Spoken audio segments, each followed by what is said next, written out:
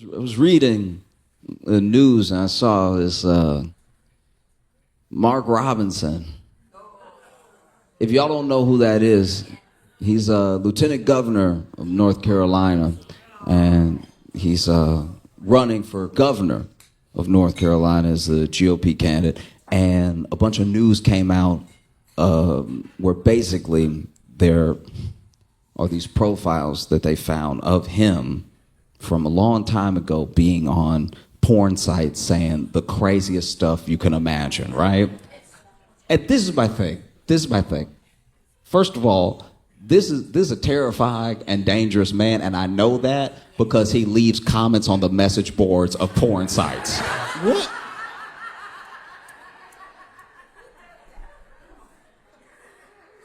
A porn site is simple, okay?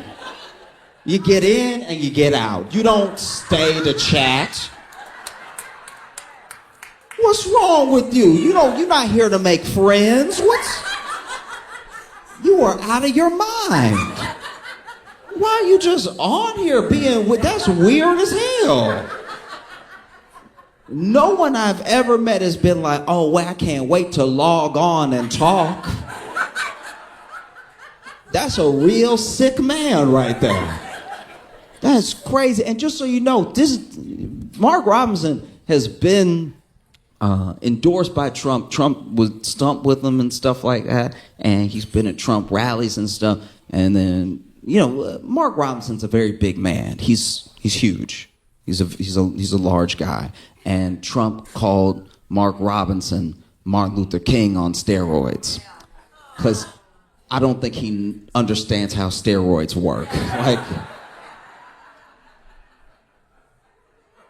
they don't just make you bigger in general. Like, they don't balloon you. Like, you gotta work out a little bit. You gotta do something.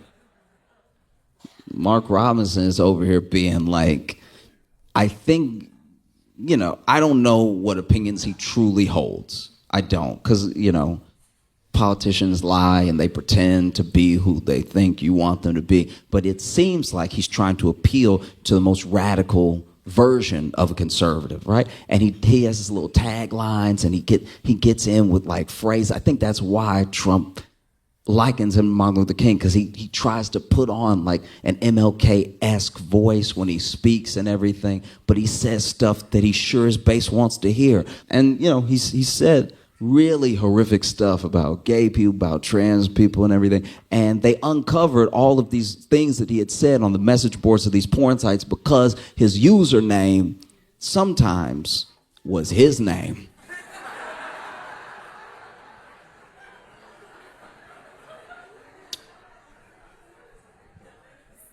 Fellas, I understand that sometimes we're in the heat of the moment and you go to one of these illicit sites, and the site asks you questions. Maybe the site, in order to enter, they want an email or something, or as eager as you are, please do not give them your actual information. This goes out to everybody. I don't care what you believe in, who you're voting for. Please do not give a porn site your real name and email address you use for work. I know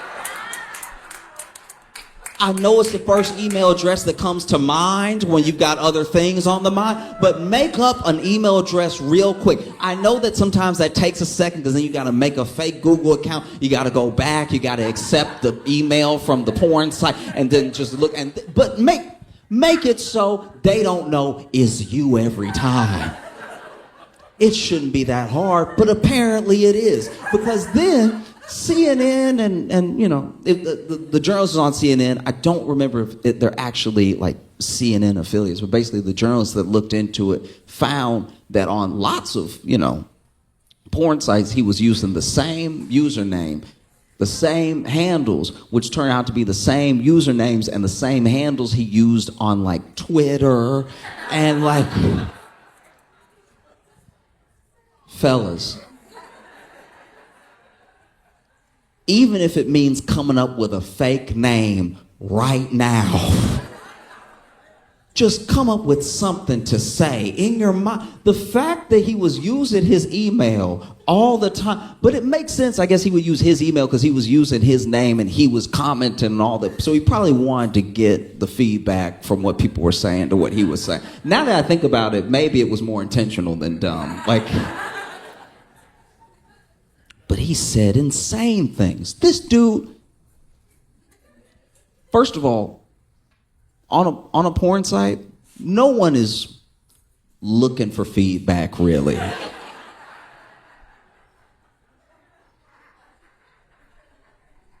Do you know what I mean? Maybe there's some, maybe some crowd-funded, crowd-sourced. Do you know what I mean? Like I'm sure. Look, I haven't been on OnlyFans, but I'm sure with an OnlyFans, there are people that are like, I made this thing. I hope people like it. Let me get some feedback. This is what they like. This is what they don't like. That makes sense, right? But if you're just out in the world watching whatever comes up, and then you're just commenting all the time, you need a friend. This dude said such insane things. Some of them I can't repeat, but a couple of them I will.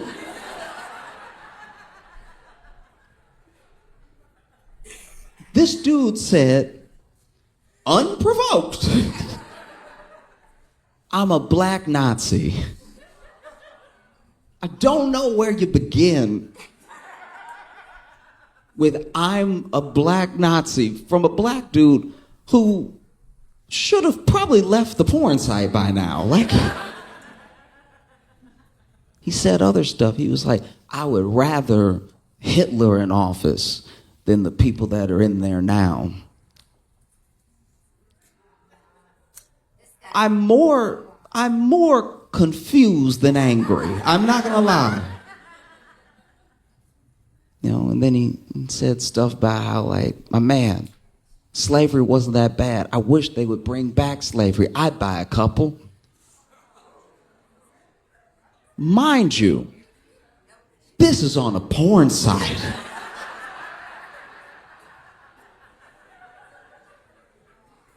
What wires do you have crossed in your head? Does being horny make you angry? What? In what world does that come up? It's very specific. In what world are you on a porn site? I think you're like, what really needs to be fixed? The Senate.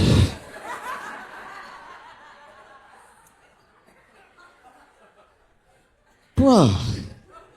What? I do my best. I really do. I do my best to try to understand people, and I don't get this one. This is beyond me. Because even outside of what he said on the sites, it's also some of the things that make him unfit for office are just what he says out in the open. The way that he talks about people who are definitely his constituents. There are gay people in North Carolina. There are trans people in North Carolina. So when he speaks, he's speaking about them and sometimes to them. And he says very sick, hateful things, And just the way that he has this weird, I'm trying to figure out how to say this. I try to love everybody, but it's very hard to love a black man that hates being a black man. It is jarring. You don't even know where to start. And the thing that I think maybe he thinks is that his proximity to whiteness and what the white people around him like will be his safety. And it's not going to be the case. Fundamentally, it won't. Because when you say things like slavery wasn't that bad, I wish they would bring back slavery, I'd buy a couple. Who do you think? It's hard to get to the bottom of what this person is thinking, because it's so crazy, it's like it's one of those things where you look at the state of politics, and it's one thing to lie, and it's one thing to say what you think people want to hear, but it's another thing to be an absolute lunatic and already in office, because he's already lieutenant governor. So governor is not that far of a stretch. And he got to be lieutenant governor saying mostly what he says now, minus the porn stuff. And it's so bad that Donald Trump himself, the dude who would stump with them, this is Martin Luther King on steroids. He doesn't know what steroids are. This is Martin Luther King on steroids. Donald Trump's campaign is even telling him, hey, you may need to drop out.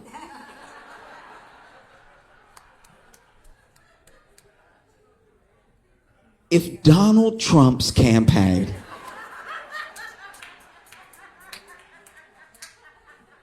Donald J.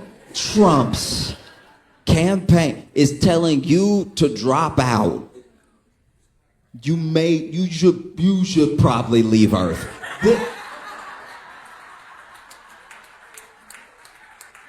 The idea that Donald Trump's campaign is like, this guy, ugh. The fact that Trump distanced himself from Mark Robinson, Trump done distanced himself from Nazis. The fact that he was like, oof, this is pretty weird, right? You know, like Trump didn't denounce the Proud Boys openly. They asked him about the Proud, and he was like, you know, boys will be boys, I guess, or whatever. But you, no. And that's exactly what I mean. Your proximity to whiteness won't save you. You're actually saying and doing some of the same things that the people say and do that Trump didn't distance himself from. But he's getting as far away as he can from your black ass. He's getting so far away from you, you would think he was on steroids.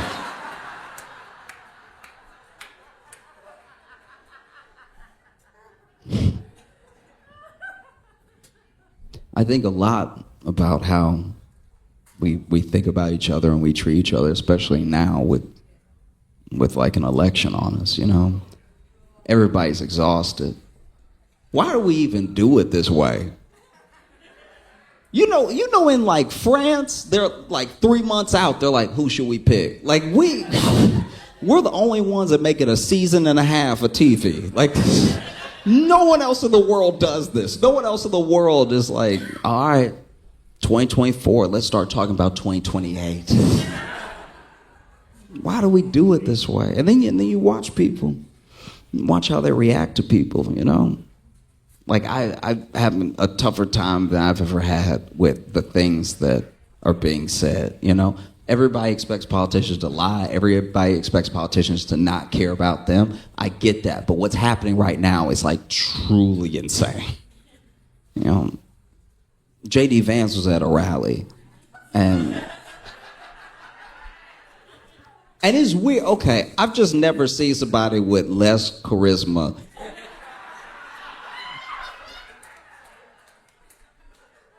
Like, J.D. Vance makes Ron DeSantis look like Ron White. Like, it's... Because when Ron DeSantis was running, I was like, why he smiling like that? He was just, do you remember his smile? He's right. He's like, it's like it hurt him to talk to people, person to person. Then J.D. Vance got in there and nobody was happy. And J.D. Vance said, you know, they asked him about how he felt about the whole rumor about the dogs and cats things affecting the Haitian community, why they've been zeroing in on Haitians specifically in Springfield for some reason. You know, he's from Ohio and everything like that. And he basically said, like, and you could look this up for yourself if you think I'm being unfair, but he basically said that, you know, this is a Democrat talking point and a point by the media and everything, as if he didn't say it. And then he basically says, you know, everyone loves talking about those Haitians in the community like they came here legally and are doing everything legally, but they were brought in and they were legalized through a process by Kamala Harris that is unconstitutional. So as long as they're here, I'm going to call them illegal aliens. He's talking about the people who did the right thing, by the way. You'll still be illegal. You'll never not be illegal, in my view. That's wild. You can't do that. You just can't, because the law is supposed to be the law. You're supposed to be the party of law and order. You can't just be like, nuh-uh, that's not...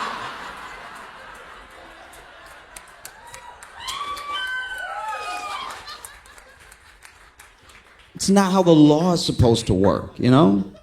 And look, I think that one of the reasons we get pitted against each other really, really hard is because America makes a promise, and it makes a promise to everybody that they will have it better tomorrow. And a better tomorrow isn't coming for everybody because of systems in place to keep tomorrow like today.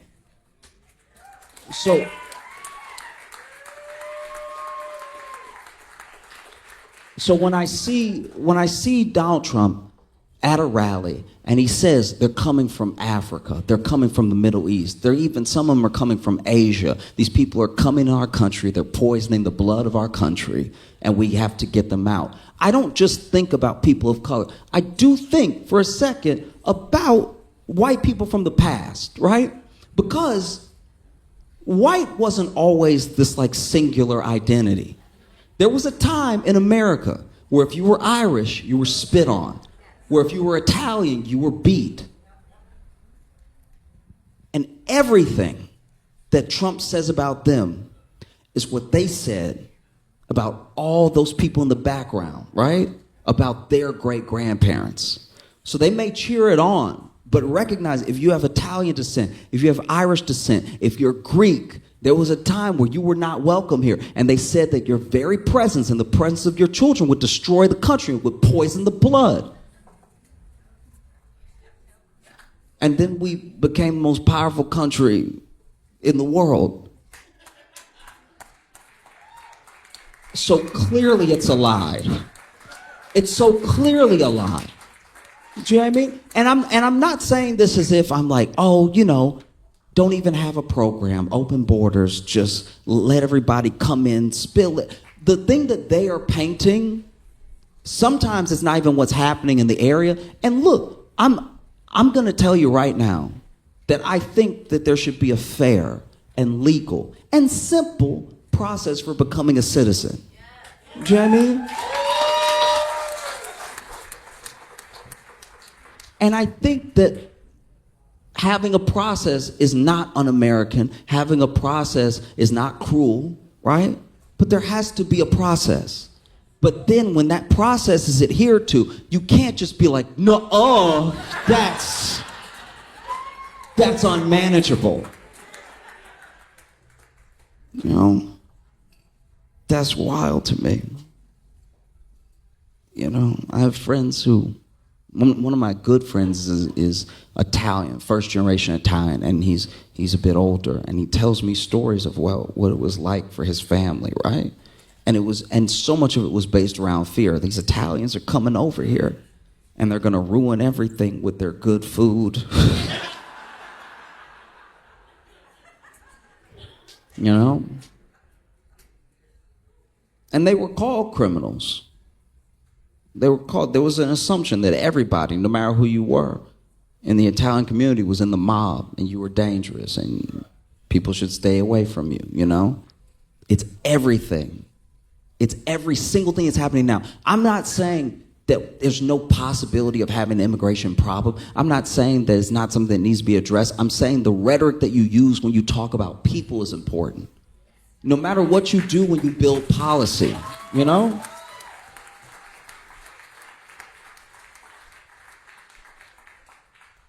Because I would like the people who are hardworking, the people who are honest, the people who genuinely love America to be in America, you know? Because the same things that they do to immigrants now is what they did back in the day, you know? Maybe you were Irish, and maybe an Irish person in your community committed a crime, and now it's a crime on all of you. Not just one of you did it, y'all all did it. Every single one of you, and we're going to make you feel like you did it. We're going to put up signs, right? And if you're Irish, you know what those signs said. You know what I mean? So where did that get us? And where are we now? You know? Because we didn't send those Irish people back. We didn't send those Italian people back. You know, we found a way to make things work, and you build on a process and you improve it. I'm not saying there's not a process that doesn't need to be improved. I really am not. I'm saying that the way that you talk about people is important. Outside of anything else, whether they share some land with you or not. You know, and the same things that are happening now are what happened back then, you know? I'm scared of having a political process that's it's untenable. I have been absolutely obsessed. I don't know if you've heard, but there has been a viral Chase money glitch.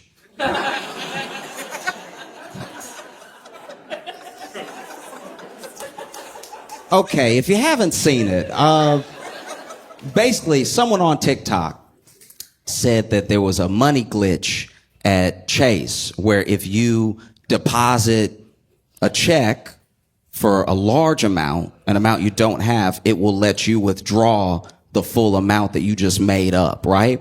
And that is just check fraud. That's actually the plainest fraud you can do. To walk up to an ATM and be like, I'd like to lie, please. That's not legal at all. And so I saw the TikTok and I was like, I hope nobody does this. I hope nobody does. I hope not a single person does this. I hope no one does it because it's the worst type of fraud you can do. I hope nobody does this at all. And then I went to Twitter and 6,000 people had done it. Like, in the time that I saw it, there were already people who were like, yo, we out here living. And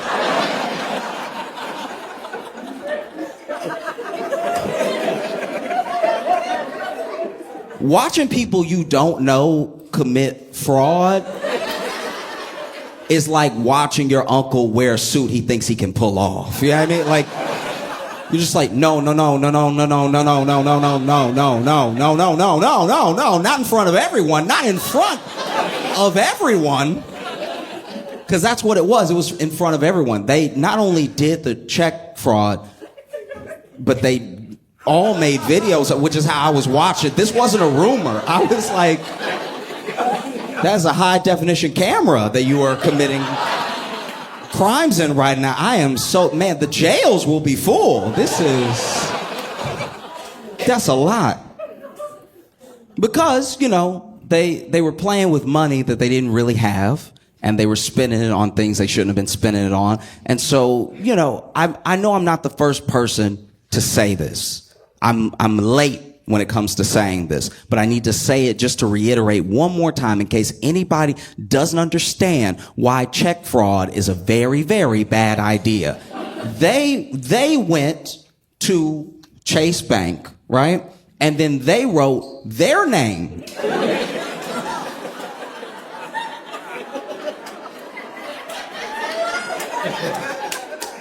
all over a check. And then they went to their bank, which was Chase Bank, with their name on that check, and then put that fake money into their account, which your bank account has every number that makes you identifiable. Like, your bank has your address. It has your social security number. It has the numbers of places you used to live. Like, they have so much information about you. Chase might as well just go to the police station and be like, we need to make a few printouts.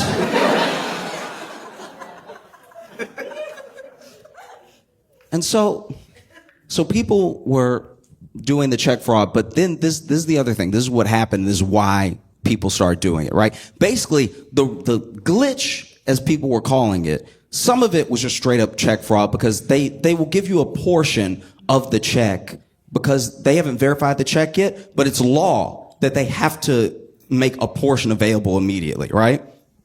And so there was a mistake for maybe, who knows, 10 minutes, an hour, where someone put in a check and it gave them the full amount immediately. It did not do that for most people. Most people got a portion. So when you see them throwing money, they definitely had to pick it up right after. Like, it's like...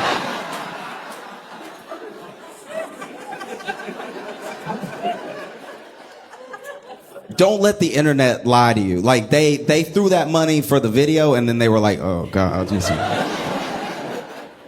I always, whenever I see stuff like that, I always think to myself, like, y'all didn't factor in the wind at all. Like, you balling for these next 3 seconds, but as soon as there's a gust, you're going to be running into traffic, screaming, no! And so basically, there was that side of the glitch. Another side of the glitch was that there were people who were also requesting loans, like pretty high loans. And the loans were also appearing, for some reason, appearing in their bank account in full, even though all the money wasn't available, right? So that part is a mistake on Chase's part on the website. But what's actually happening when they were withdrawing the money was just a little bit was coming out. That little bit was just a portion of a bigger amount, right? But then Chase caught on pretty quick because they posted it to the internet, right? Which is where Chase also is. If Chase was one of these mom and pop banks where mom worked the teller and dad was the personal banker, maybe they would have gotten away with it for quite a while. But because Chase is also on the internet, Chase saw the mistake they were supposedly making. They corrected it immediately. They put a 7-day hold on people's accounts that were affected by this activity, right? But then, because they never had the money and because they already withdrew some of the money, they were getting negative balances as high as $72,000, right? Which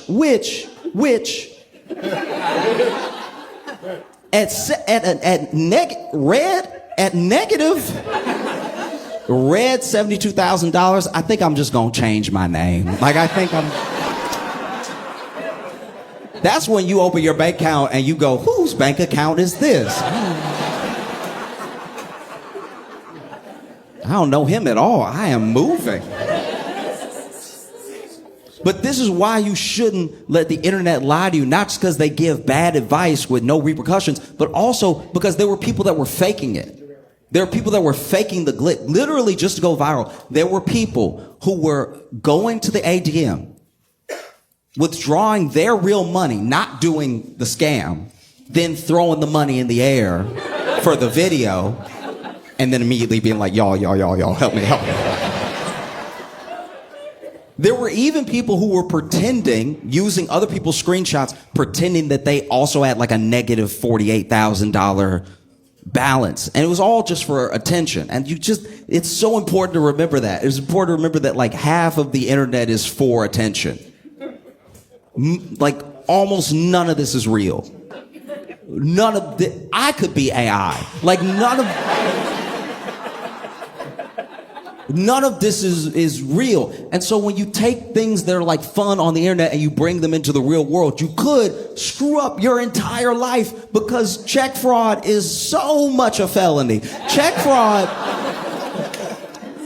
fraud is one of those felonies that someone does that's not even a dangerous person. It's just you'll be like, man, where is Cousin Willie?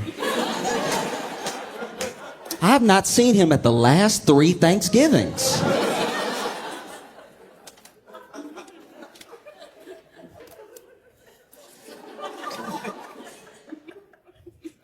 And then your grandma go, okay, so Willie, he got into a little bit of trouble at Bank of America. It was a misunderstanding with her. Because grandmas always try to make you seem less of a criminal. Grandma, you commit a crime and grandma be like, he had an accident. It was an accident. He is a sweet child. It was an accident because basically he got a little argument with one of his friends, and then he fell, because they were pushing each other. Then he fell on his friend, but he had just been holding a knife at the time. That's why we praying for him to get out, because I know his spirit. I know my baby, and my baby would never stab someone to death. My baby... how the police know he wasn't trying to get the knife out? You know what I mean? That's why it went in so many times, because it kept slipping in and he kept pulling it out. Why didn't they ask why that man's body was magnetic? Why didn't they do that? My baby ain't no murderer.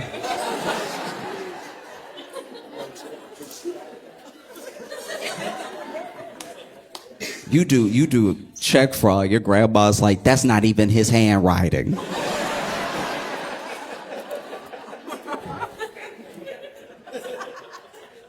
But grandma, is his name at his bank put into his account, and they just came and got him. Yeah, but I don't know. When a grandma really has nothing for you, when you did it so hard, when you did it in front of her, that's when she's like, I don't know.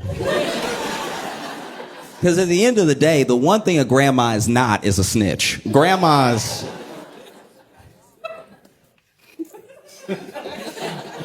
Okay. All right. So back in the day, so I grew up in Louisiana, right? And back in the day,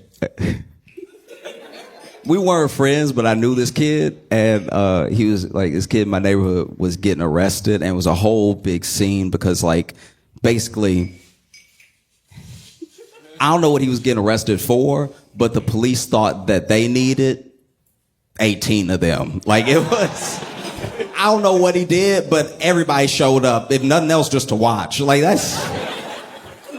And that dude's grandma came outside screaming, like, he didn't do it. Typical grandma. He didn't do it. He didn't do it. And then she tried to fake a heart attack.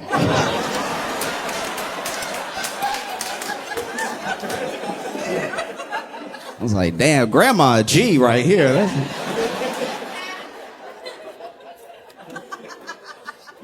That's probably what G stands for if you go back all the way. She was like, don't take my baby, don't take, oh no, my heart.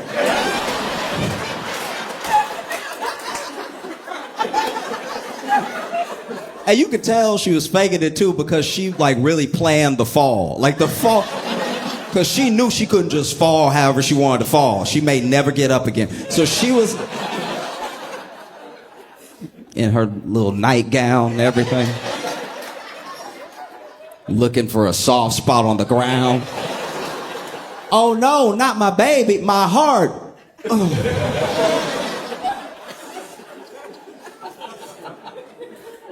I just can't stress it enough. Please do not do wire or check fraud. It's like, it's so easy to not do. We're all not doing it right now.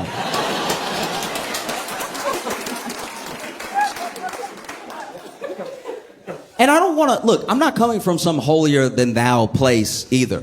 I understand crime. I understand why people do crime. Like, if you've ever been broke, you get crime. Crime makes so much sense if you're broke. I don't understand when rich people do crime, because they already have things. Do you know what I mean? If you do crime as a rich person, you're really doing it for the love of the game.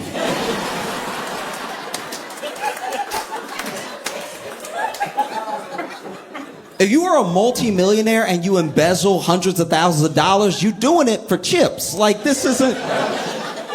You just felt like being bad or something, trying to spice up your life. A poor person doing a crime makes so much sense. I don't have anything. I don't have anything. That's a thing. I'd like to have it. Simple math, you know? I've been hungry. You hungry? Man, I wish I had something to eat. But on this planet, in this country, we trade money for things to eat. And I don't have any of that. So I guess I just won't eat. And then you don't eat for long enough that you're like, damn, the food is right there.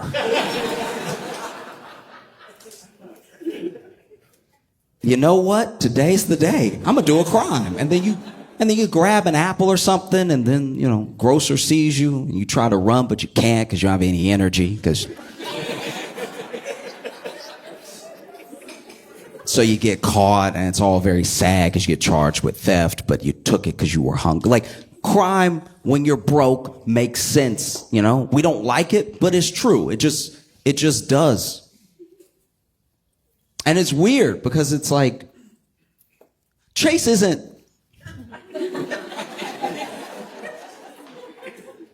Chase...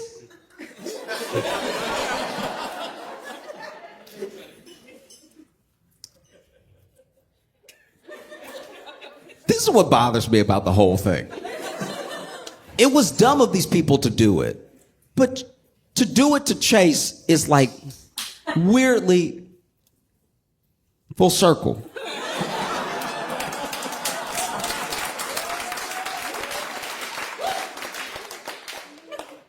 Chase got bailed out in 2008 for about $12 billion. And they needed those $12 billion because they were playing with money that wasn't theirs. And they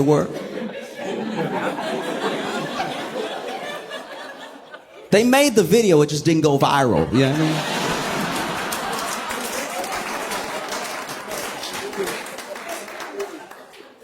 So it just, I don't know, there's a deep irony in that like, one of the major powerhouses, probably the biggest bank in the country that contributed to near financial collapse, is going to go ahead and get theirs back from some of the people that they made poor. It's pretty harrowing, But every single one, I don't care if you were a kid, if you were grown, there was a line, by the way. There was a line at the Chase ATM, so a lot of people were doing this at once.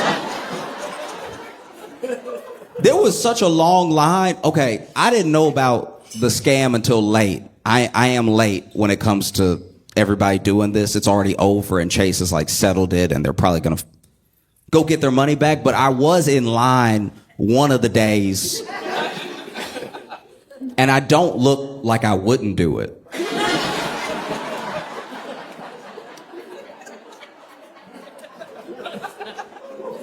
I'm standing in line like, come on now.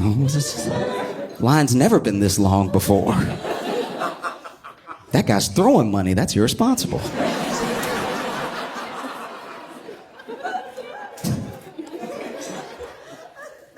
No.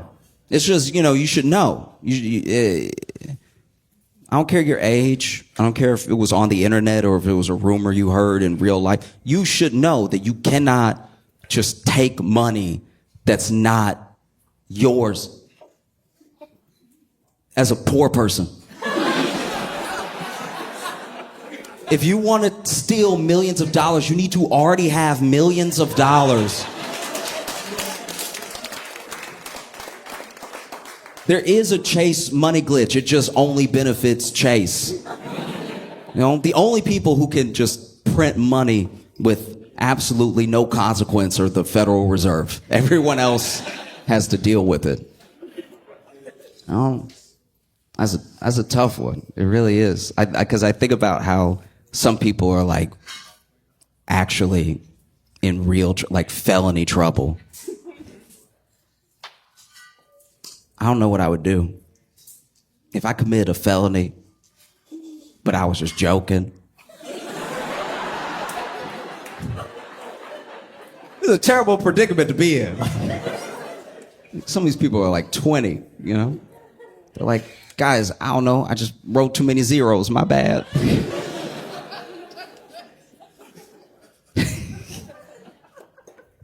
The only one of these scams that I really thought was funny and was really rooting for the people on was that DoorDash one.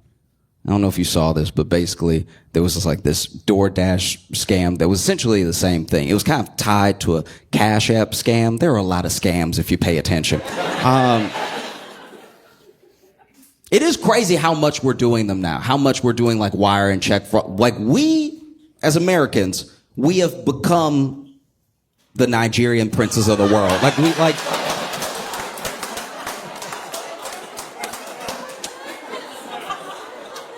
Because I know Nigerians. I know Nigerians from Nigeria.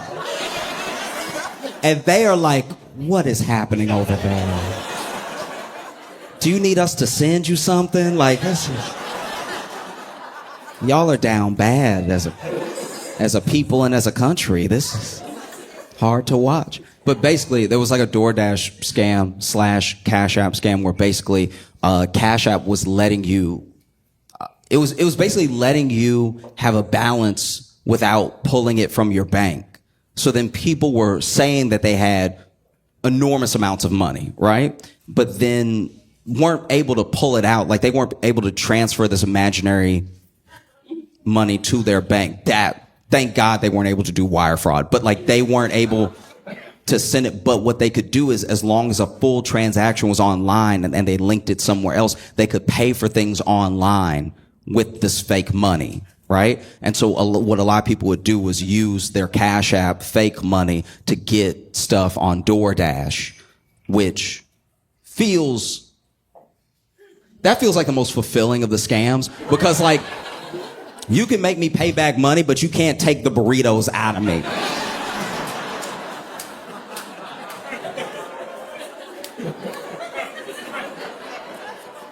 You know what I mean? Like when the police come, I'm gonna be full, all right? And when they put me in the car, that car's suspension will be in trouble.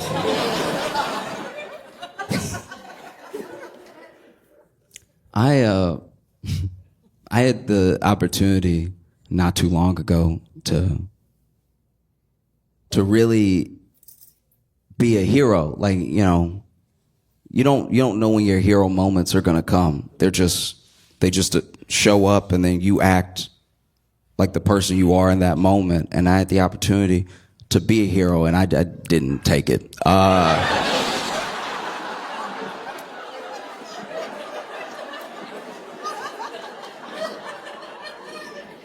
I looked that moment in the face. I was like, you must be looking at somebody else. I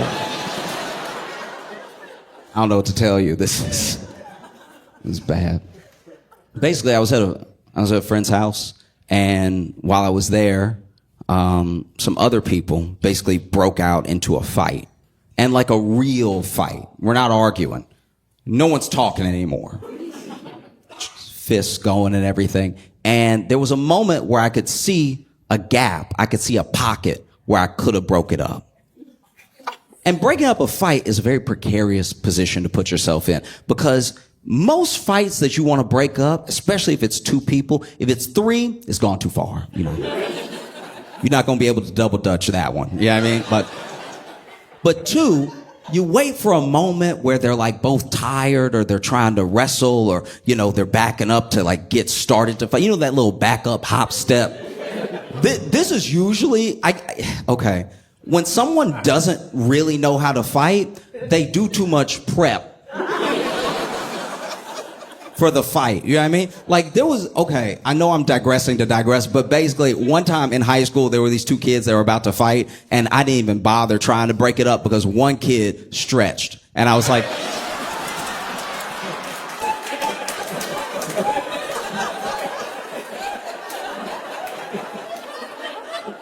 nobody that's really about to beat you down goes, oh, okay, you about to get it.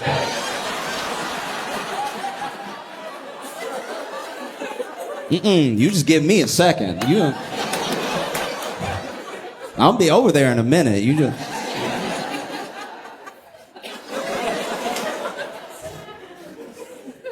And so said all that to say that, you know, there was this moment where they were backing up, and one of them, you could tell he couldn't really fight because his hop when he was backing up to prep looked weird, right?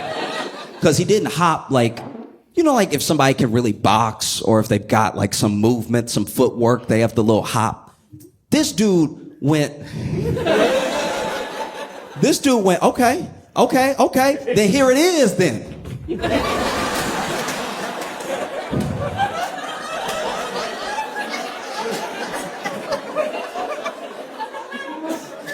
This man, wanted to fight so bad, but just had to step on 1,000 roaches first. Like, in what world is this getting you ready? You look like you've already been hitting your cerebellum when you move like that. But anyway, they get to fighting, right? And I could have jumped in, but I was like, you know what? No. Because when you jump in to stop this fight, you need to be bigger than both people, right? The way you jump in and stop a fight, usually it's hand first, like you get the hand in there so that's the warning. Hey, stop swinging. Somebody else here. You might not hit him, you might hit me. Hey, right? And then you put your body in between the two of them. And the idea is that your body will be big enough that they're like, I want to punch, but there's too much to get around. And that isn't the case with me. You know what I mean? Like, I want to jump in and stop the fight, like a principal, just like, hey now. Okay, so, all right. I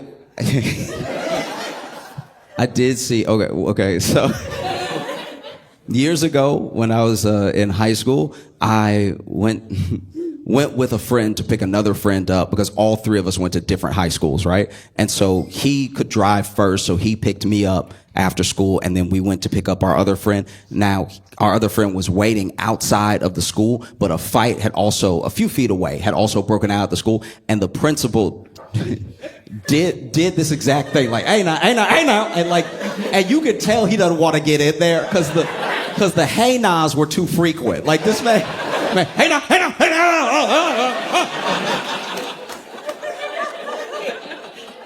But he stopped the fight because he was just being too big for both those boys to get at each other, right? And I don't have that. Like, if I jump in, I will catch a stray. Like, I'm gonna walk right into a fence. Brothers, please.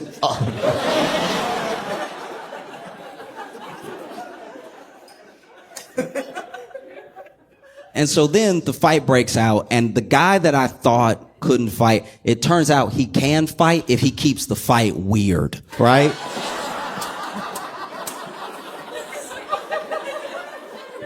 Because in fighting, in hand-to-hand combat, in battle, right, you use what you have. You use your hands, fists, elbows, knees, shins, foot, everything that you can. If you wrestle them to the ground using your weight, using leverage, there's just lots of going on with your body when it comes to a fight. But what I've never seen, and I watch fighting. I watch combat sports. I like watching boxing. I like watching kickboxing. I've seen people who can kickbox in real life in like a street fight. I've seen people who can box in real life in a street fight. I've seen people use their knees, like Muay Thai moves, elbows, all that stuff. I've never seen somebody who just grabs.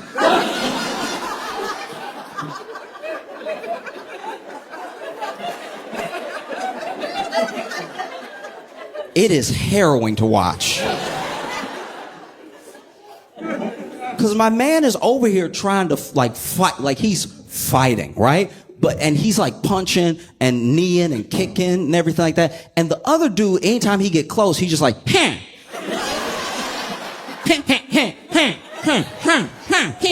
So now this dude punching while also being hella uncomfortable.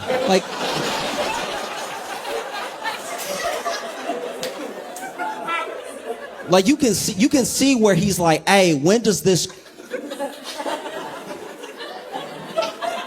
cross over into a different type of assault?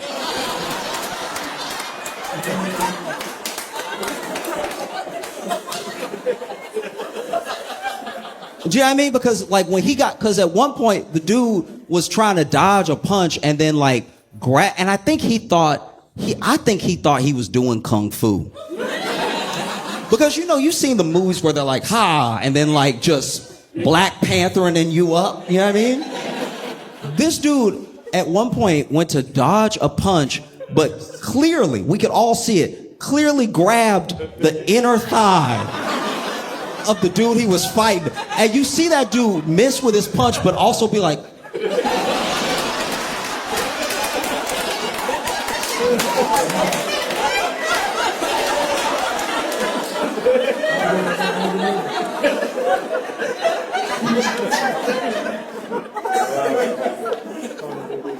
And so they're fighting and they're fighting and they're fighting. And then there's one point where, you know, the dude who really knows how to fight pushed the grabber away. Because I think he just needed a break.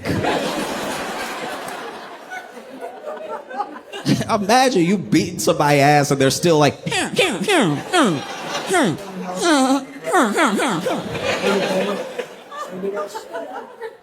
it's devastating. And so then I realized that I made the right decision, not because I didn't want to be grabbed, but also I knew I made the right decision because when they re-engaged, the dude who knew how to fight, okay. I shouldn't laugh, but all right. I knew I made the right decision when the dude that knew how to fight threw a microwave, right?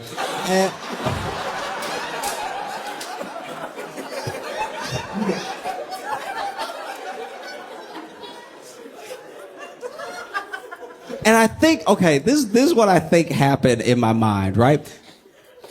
No one even saw him with a microwave. We didn't know where the microwave came from. You know what I mean? And I think we were distracted because when he pushed the grabber off, the grabber was ready. He was still like had energy, even though he had lumps all over him and everything. And he was just standing like. And I'm not even kidding. At one point, I guess when he thought the fight was about to kick back off, we were all looking at his hand and he went, like. And that must have been when old boy grabbed the microwave, because we were all like, it's weird. And there's a thing about when you're in hand-to-hand combat and you're losing, that's usually when someone reaches for a weapon, but the weapons normally make sense. I'm losing a fight. I'm in a home. I'm going to grab something that's going to give me a mechanical advantage, like a hammer or a knife. You know what I mean? Like, I love, one of my favorite things in the world, I've only seen it like twice ever, but one of my favorite things of all time is when somebody in a fight and they hit somebody with a book. Because it's literally poetic. When you hit someone with a book, it makes it feel like the book is in on the fight, right? Like if we're fighting and then I hit you with some James Baldwin, I'm giving you culture, right? I'm educating you. Somebody being dumb, you hit them with an encyclopedia. Read. Yeah. Somebody talking crazy, you hit them with a dictionary. You're literally giving them better words to use. But the thing about a microwave is that when it's coming at you in the air, it's all corners.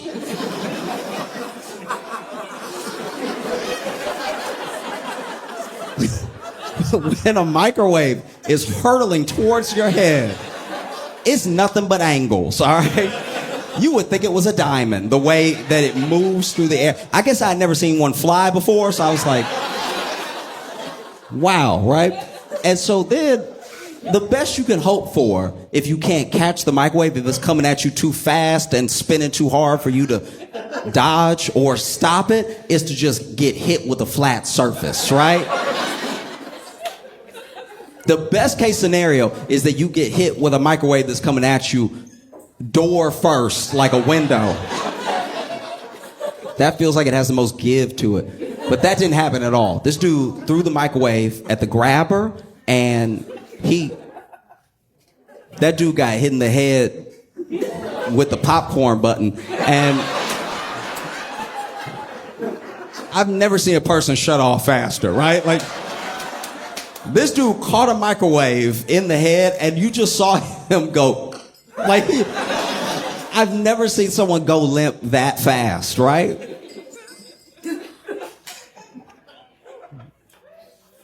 We were all standing there like, I think he dead. Like,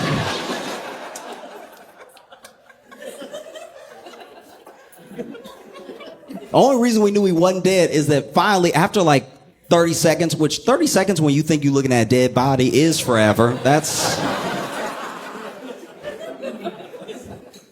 When you think that somehow you might go to jail too, you've been looking at that body all day. But he was clearly like down for 30 seconds, and then we just saw him be like, oh. So, he's fine. He's fine.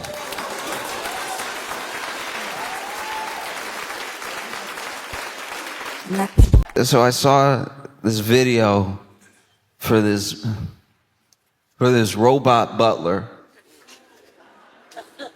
There's a robot butler that you can buy and bring into your home if you've never watched a sci-fi film. Do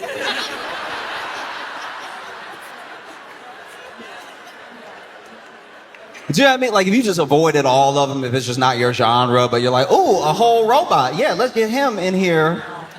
Give him access to all the knives. No, you can. You can do it now. You can order one. It's thousands of dollars. It's very expensive.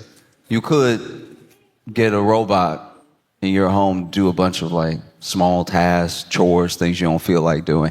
And it's just, it's a whole, it's a whole robot with like legs, arms, hands. They did everything. I don't know if they did toes,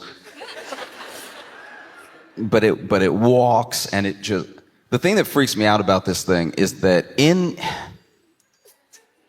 the development along the way, I'm not saying every single company that develops every robot does the same thing, but you've seen the videos. Some of these videos have gone viral because every time they get closer to building a robot that has like perfect balance or is either stronger or more adept at a task. Every time they do something like that, it goes viral. We see it. They cover it on like the morning news and stuff. And I just know that to get robots to this point where this robot is at now, that they don't just fall over, it took a long time. You used to see these robots where they, tip. That's not fast enough. You're not going to get your stuff in a timely manner. You need them taking whole steps, and they take whole steps, but they didn't have good foot placement, so then they tip into the middle, they'd fall. And so then we started making ones where the whole purpose is that they can't fall, and the way we tested if they could fall or not was we did kick them. We did almost exclusively kick them. And not little taps either, not like a little hook. Here's a little trick for it. You would see people in the video walk up to the robot like, pow! And the only reason you didn't feel worse for the robot is it didn't have a face. This thing...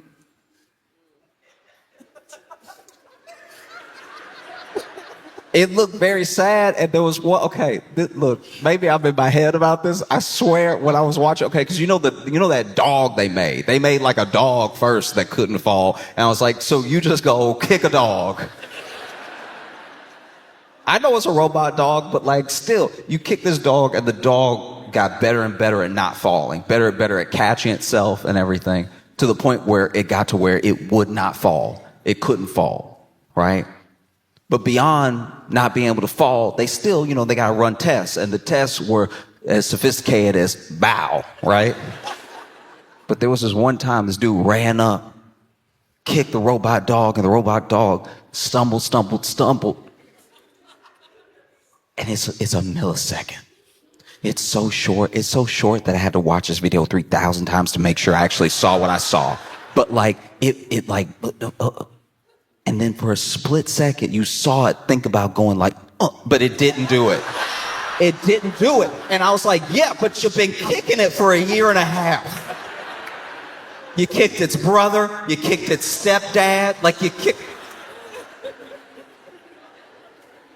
And so now you take all that kicking history and you go ahead and put that into a robot in the home that can regular walk. I don't know how tall they are, but you get a robot in your home that's taller than you a fool. Okay? I'm gonna tell you right now, if you gotta look up at your robot, you out your mind. If you yelling at your robot, I know you out of your mind if you over here, hey. That's insane. Because we also not polite. We've been taught to not be polite to the robot. That's been baked in now. I don't even know if you could. It would feel weird for you to be polite if you were polite.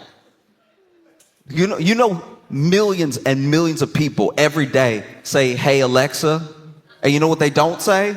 Please. You want to know how I know that? First Alexa experience I had, I didn't like it. Because it was in the house, but I didn't know where it was. So I was like, all right, so you just inviting the ghosts in then. You way too comfortable with ghosts. Because sooner or later, because you don't know if your house haunted. So now you over here talking to Alexa all the time. Then one day, Alexa voice a little raspy. You don't even clock it. Now you in a whole murder house with a bad history and you don't even... You say, oh, it's malfunctioning. And you got a whole poltergeist going on and you over here calling Amazon.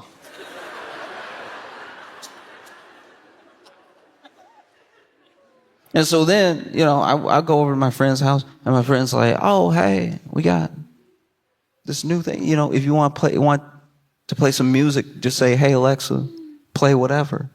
And I was like, hey, I just didn't want to do it. And he was like, no, go ahead. Give it a try. I was like, all right.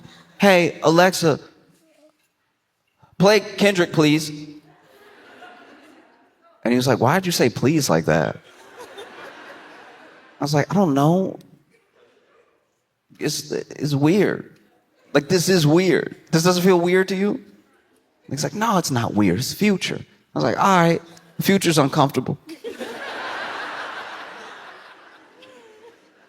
You know what I mean? I just don't think that's good practice for our interactions person to person. That every day you make demands of something without any courtesy, without any politeness. And then we wonder why people are like rude. You know what I mean? It's like more and more you're like, you get to the point where you're dealing with so much, whatever it is, you're dealing with so much AI, you're dealing with so many robots, and you start treating people like AI, like robots, like people who just sort of serve a function. It's like I remember, I was ordering some food, and they do this thing now just to make sure that you got your food when you do I think everybody does. I think Uber Eats, Grubhub, I think everybody does it now, where when they want it at the door. When someone says, I want it handed to me at the door, they have to take a picture, right? So then they take the picture, and it's usually just of the receipt of the bag, right? But then, he's like, can I take a picture? I didn't know about this new policy.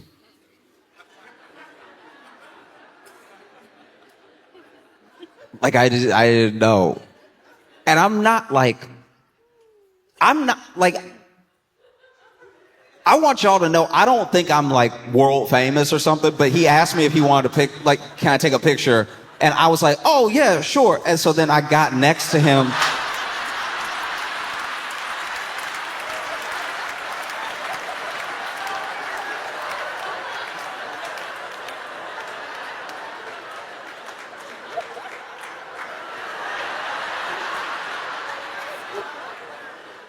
And I felt so bad for him because he truly didn't know what to do because he was I guess he didn't want to correct me. I guess he didn't want to be like, no, please stand away from me. I'm just going to take a picture of you. Because it also does sound a little weird to be like, hey, I'm going to take a picture of you, be still. That is a little uncomfortable. But then I had already walked out the door and I'm side to side with him waiting for him to lift the phone. And then this sweet man, just to spare my feelings, turned it on selfie mode. It goes, can you lift the bag up for the picture?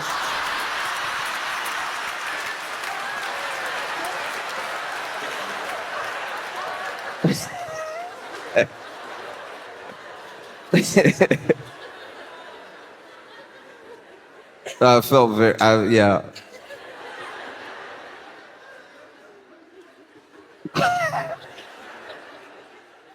But that is what's happening, is that we're getting to this place where most of our interactions are so transactional down to the point of just what the service is that it doesn't feel like we're having a relationship with a person, even a person who's like doing you a service. So then, of course, maybe in people's minds, the next step would be for a robot to be there.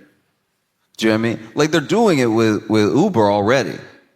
Uber switching to these driverless cars, these like Waymos, and it's like to a certain degree, why wouldn't you? Because people get in their Uber and they don't want to talk to the driver. Maybe the driver doesn't want to talk to them either, and it's just okay. It's almost a similar experience. You know? It's just the butler thing is so much more off-putting because it is okay. It's too. I don't know, like why'd they have to give it a regular body? That's uncomfortable. Do you know what I mean? Like it doesn't even have like if it had looked like a Power Ranger, then maybe, because like that's still a little too much like regular body, but just it having a regular body is just it is uncomfortable. And it comes in 3 colors. Comes in 3 colors. It comes in like tan, silver, and black. And like a deep black, like an onyx. It comes very black. That's not uncomfortable for anybody? That you can now buy a black? That feels awkward. Imagine you buy one of these Neo things, you buy one of these robots. And let's say it's doing all the tasks. Let's say it's really good. And then you invite one of your black friends over. And it's over here setting the table, not speaking.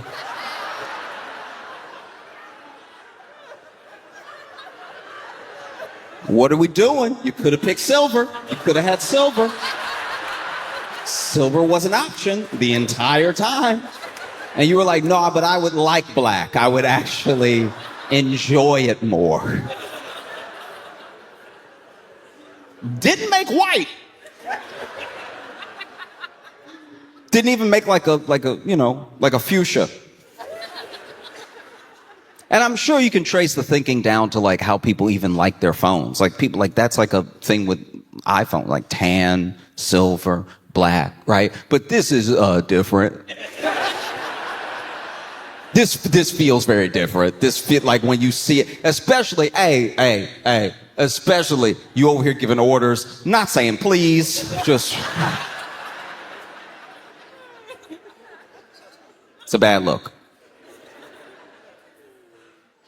And they do all this testing. You know what I mean? They do all this. I love product promotion for tech because then the people who made the tech usually want to do the product promotion.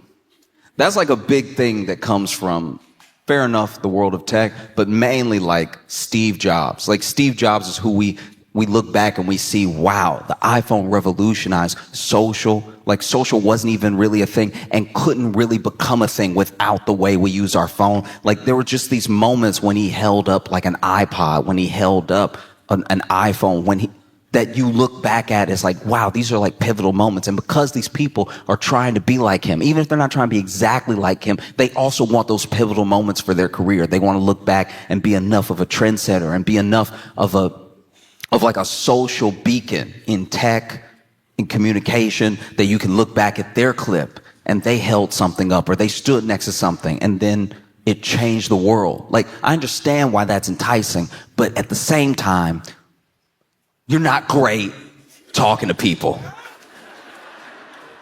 That's almost across the board. We've seen, you remember when Zuckerberg was all in on the metaverse, when he was pouring billions of dollars. The metaverse was going to be the future. The metaverse was going to be how we worked, how we played. It was going to be how we visited people and communicated. There was a vision for the metaverse. He spent billions and billions of dollars pouring it into the metaverse, even though it wasn't profitable, even though people weren't integrating it into their lives fast enough for what they were projecting as like people who had people to answer to, shareholders to answer to and stuff like that. Like, he still went all in, and then he did that product rollout. Showing, and look. He tried. Mark Zuckerberg, if you're not aware, does do an imitation of like a person you would talk to. Like, it's almost good. He does as good of an imitation of like a regular person as he can, and then he tried to do that for the rollout. So the day came. He was going to showcase the metaverse, the way of the future, right? And he comes out and he does his best imitation of like a guy. You saw it. You can go back and watch it. He's like, "Hey, everyone."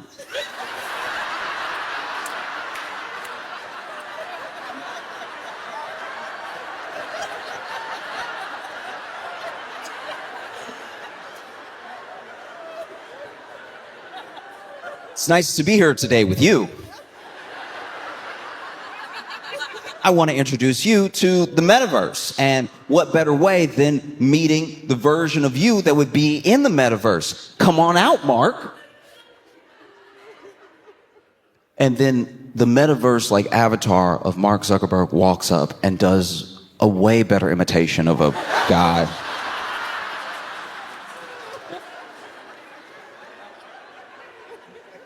Because he's like, "Come on out, Mark."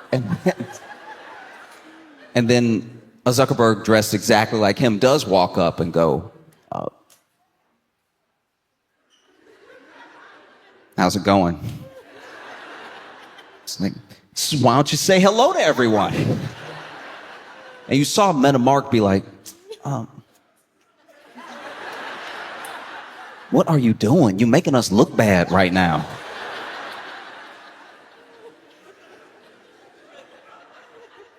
Because these things are supposed to be the future, and you look at how we've been working our way up to this point.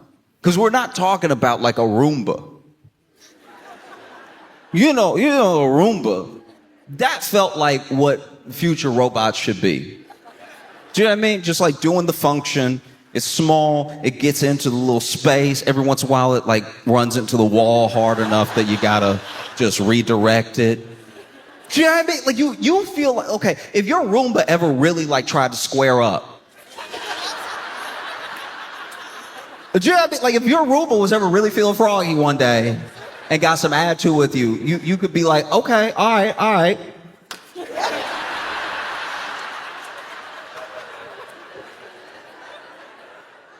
Problem solved."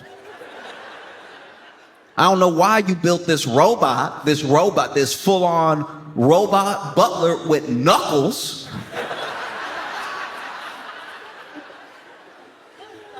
Full of knuckles. Knuckles and like, okay. It's not like, I saw the back of the robot. And it's not, you remember action figures when you were a kid and how they were just sort of flat and the leg could just like perfectly go up and then down and then like perfectly up and then down? I don't know what the function is because once again, I'm not an engineer. I don't work in tech. I don't act like I'm smarter than any of these people. All right. All these people came together, made this robot. Look, you can make a robot. I can't make a robot. But turned around, this robot is like, it's not at a BBL level, but like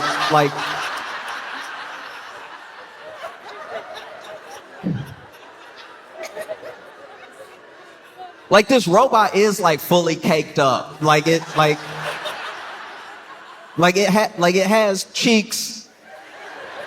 It has cheeks that are like visible, but like that's just the robot. You know what I mean? Like it's not like it has cheeks and it's like wearing clothes. Like it's just the robot, which means y'all made the cheeks. Somebody made cheeks.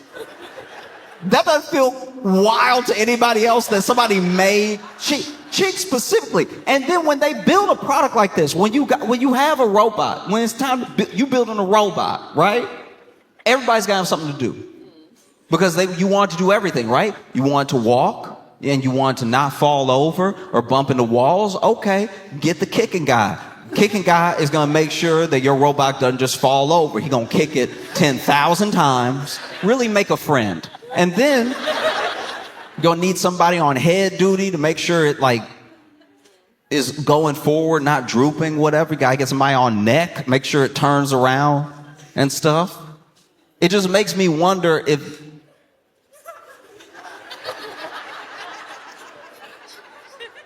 this robot make me wonder if there was just somebody that they didn't trust with the math.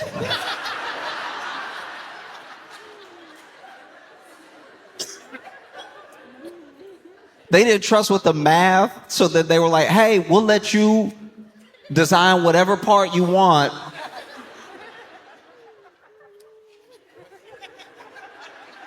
And he got all excited and he came in on Monday. And he's like, I got perfect right here. And I guess nobody wanted to hurt his feelings. Over there in the boardroom talking about, I guess it's padding technically if it ever does fall, like in a disaster. And so then they sent this prototype out with like a real butt. Rest of it does not look real at all, by the way. This is crazy. It's crazy because then they have the person, whenever they do a product rollout, they do like a Q&A, or they do a test in front of an audience, or if it's like a pre-tape thing, they'll have somebody there asking questions that obviously the public would ask. And and so this person's asking questions like, how strong is it? And it's like, oh, it's very strong. It has all of this like power per square inch, however they measure it, right? And they gave it like, I don't know, was it a chestnut or a walnut or something like that? But they were like, can you go ahead and break this? Because, you know, once again, if you ever watch a sci-fi movie, that should be dust immediately. That should be, the robot should be able to be like, you know. And so they, you know, went ahead and gave the robot this nut to break. And the robot was like,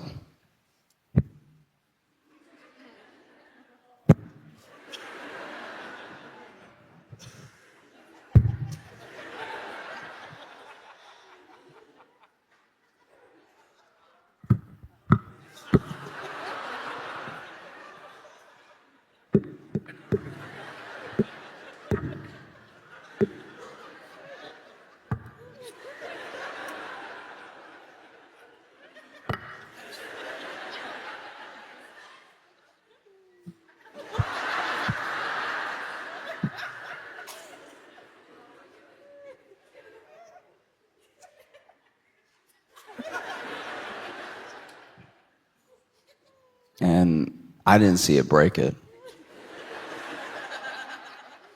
I was like, all right, that actually puts me at a little bit of ease. Like, genuinely, it does. It's like, okay, you know, I thought for it to have fingers, it has palms, it has fingers, knuckles. It's nice to know that if the robot try to punch you, it's going to be like,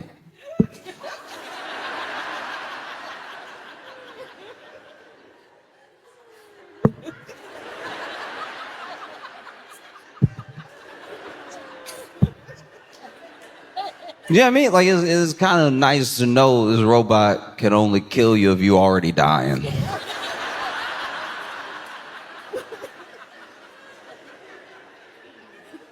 Do you know what I mean? Like it could squeeze a pillow just enough.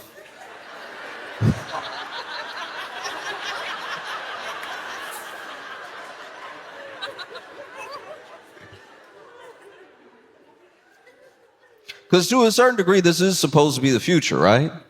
The future is supposed to be as convenient as possible. Absolute convenience, so you get your time back. And so your life won't be as hard. Here's the thing, though. Like, I'm going to stay on this thing probably for years because products like this keep coming out. This is my thing. If you've ever met somebody who's had a very easy life, very convenient life, that has never really been through anything, has never had like an obstacle in their way, they almost always, without a doubt, suck. Like really bad. Like these are the worst people in the world. Like when you meet them, you're like, that's terrible. That's terrible. And you find out because you're always there when the first thing that has ever happened to them happens to them. The first time anything has ever happened to them, it happens in front of you. And then you're like, all right, well, let's figure it out because you've been through things. This doesn't even register for you. This is like a 5 for them on the Richter scale of an earthquake, and their life is over. You know what I mean? They got a flat tire. And life is over. They're not in the city right now, and they have a flat tire. What should they do? I guess they have to die here. See, they'd never really been through anything. And anything that almost happened to them, they got to ask their parents to take care of it, and their parents took care of it. Or they just played dumb until somebody else did something about it. And now, in this moment, what a terrible career-ending day. You got a flat tire. What are you going to do? What's the plan here? And they panic. They want to call their parents to do something about it, but their parents are...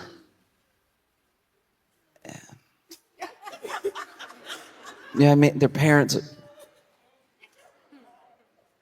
Like, you know... They want to call their parents, but they can't because their parents are vacationing in Greece. And so it's like... They might not even have service on the boat. Like, it's just... What am I going to do? Never been through anything in their entire life. What am I going to do? They look to you. And they're like, this has never happened before. It's the worst thing that's ever happened. We're on our way to vacation and catch a flat tire. What are we going to do? And you're like, oh, do you have a spare? And you hear them say, is that what that is back there?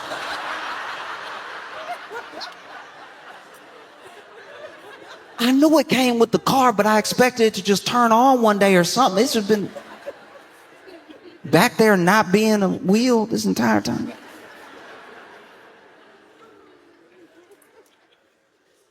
You know, and if they didn't have you there, I don't know what they would do.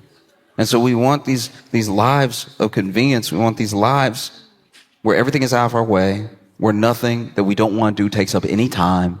But then what kind of person does that make you? I'm not saying it's fun to do all your chores or wait in line, but it is a human experience. This is your life, you know? Sometimes there are things that genuinely suck. I've been at the airport before for 36 hours. There was one time I was at the airport and I couldn't get out, and then here's the thing, if I decided to live there, I could have left. But I had been kept on such a Ferris wheel of mistakes, canceled flights, delayed flights, and just general annoying small tragedies that I just ended up staying in the airport. I almost slept at that airport twice, right?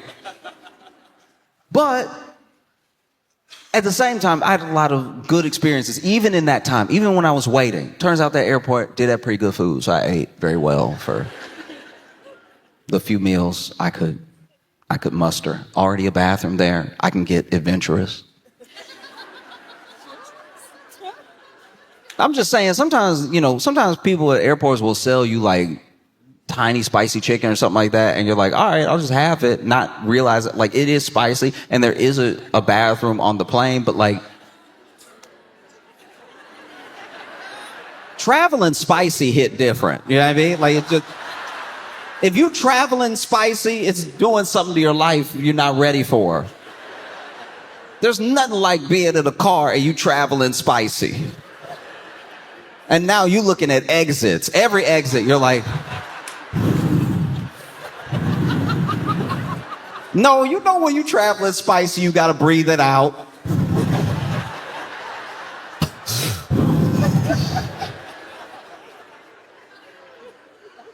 No, traveling spicy is very dangerous. And I was able to do it. But that's the thing, is it,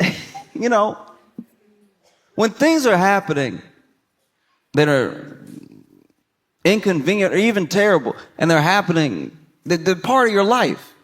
You can either just hate your life, or you could be like, this is my life for a little while. No? Anyone who always wants, this is going to sound harsh, but just hear me out. Because I have friends who every single inconvenience, they just want to be over already. And I'm like, okay, but if you tried to speed run every single thing that ever happened that was not convenient, do you know how little life you would have? Your life would be over so quickly.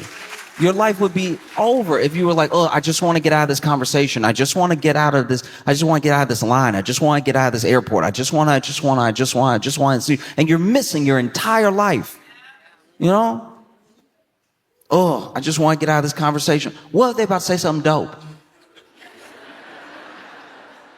You know what I mean? What if they're about to say something very cool? What if they're about to say, wow, you're such a good listener. Almost nobody listens to my stories. You want to chill at my vacation house? What if that was just about to happen? And now you can cut the thing short just because they were going on and on about whales.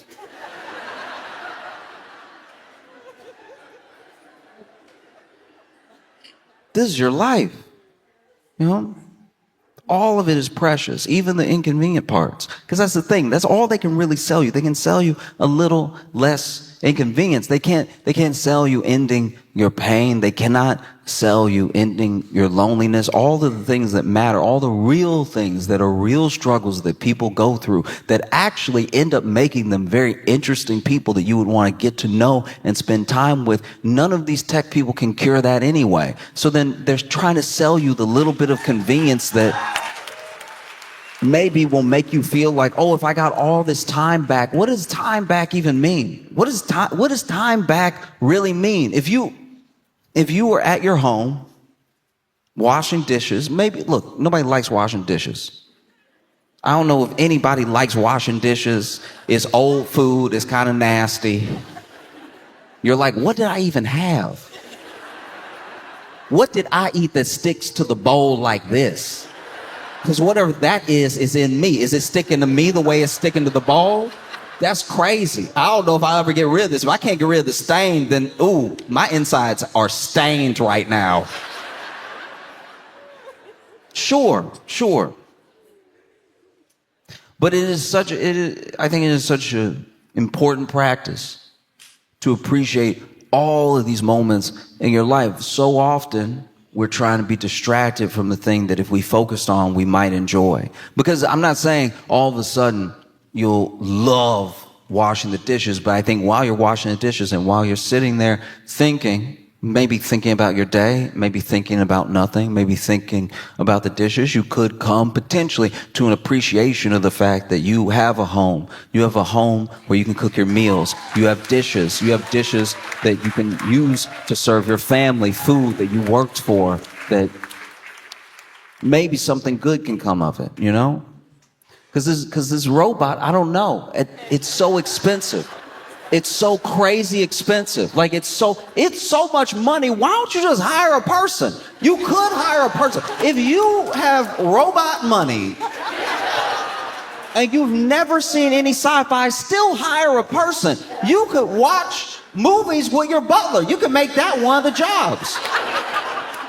I need you to do windows, floors, and hang out. Like I do need a friend. I've been very lonely. It's incredibly important to not take for granted all those things that, even though they're inconvenient, they're a part of your life, you know? I've made friends doing things I didn't want to do. Like there were moments where I was like, oh, this thing is taking up my time. Or maybe I'm delayed. You know, sometimes you get delayed, whether it's the train, it's the airport, you're waiting on a bus, you get delayed. And you don't want to be delayed. You want to get where you're going. That's why you want to go there. I understand. But everyone's delayed. It's the same problem everyone has. And everyone having the same problem is one of the fastest ways to build community. You know? Because now everybody's upset that you're delayed. And there's always that one person that isn't traveling with anyone. So they kick it off for everybody. Oh.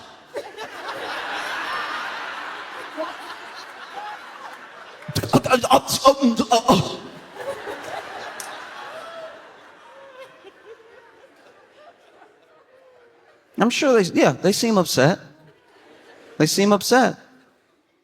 But I think they're having this outburst because they don't have anybody to turn to be like, can you believe? So then they turn to you. Can you believe? They turned to me and they were like, can you believe? And I was like, no, I do believe. Like, I don't think they would do it as a prank.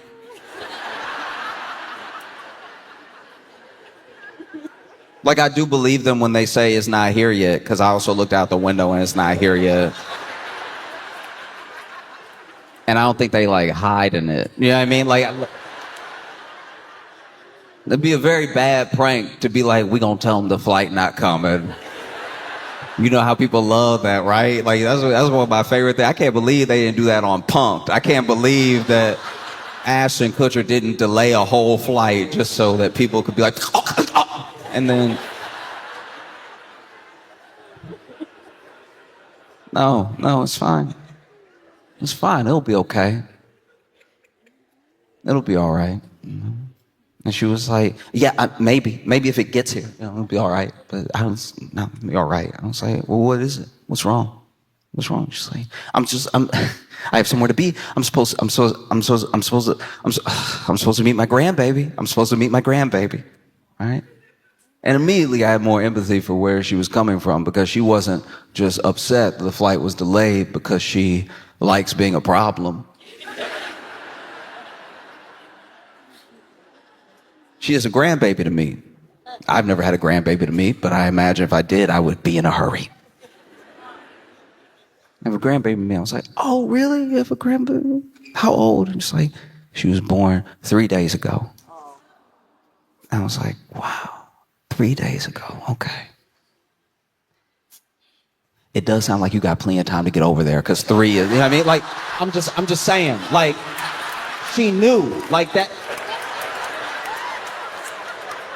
You know what I mean? Like, she got a whole life ahead of her, and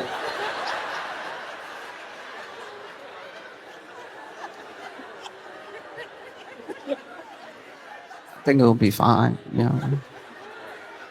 I was like, do you have any pictures? And she was like, oh, do I have pictures? And then she showed me pictures of her brand new grandbaby, and it was incredibly sweet. We just sat there at the gate. I didn't even mention to her that I had been at this airport for 32 hours.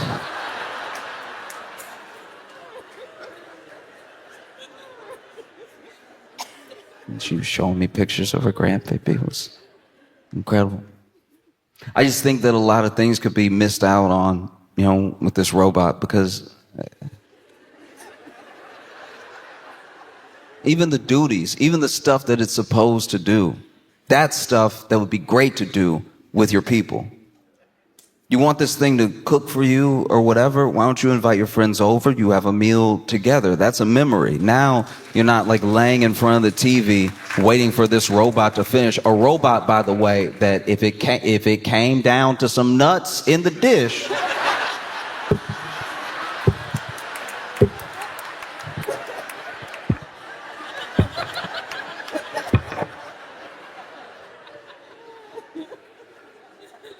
because even in the product rollout, they had this.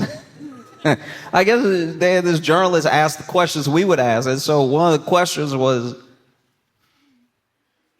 "Well, how do I know? You know, you say this robot can lift whatever, like 150 pounds over its head. How do I know that it's not going to kill me in my sleep?"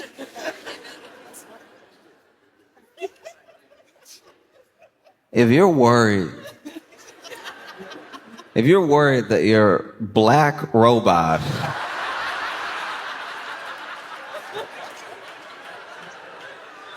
is gonna kill you in your sleep, do you know? I'll tell you right now. I'm not a scientist. I'm not into tech like that. I'm not an engineer. I don't. The number one way to not have your black robot kill you in your sleep is to not have a black robot in your house at all. I have a hard time sometimes checking back in with someone who I haven't talked to in a long time. There are some people you can pick up where you left off perfectly. Like perfectly. Like even when you call them, you're like, as I was saying. Been 4 years, but you remember where you left off. And then there's other people where it's like you got to find your footing again. You know? And it's really difficult, at least in the way that we've structured things right now, for men to have very close, intimate friendships with other men. And it's tough because people talk about this epidemic of male loneliness. I'd like to get to the bottom of why men are lonely, because there are men everywhere.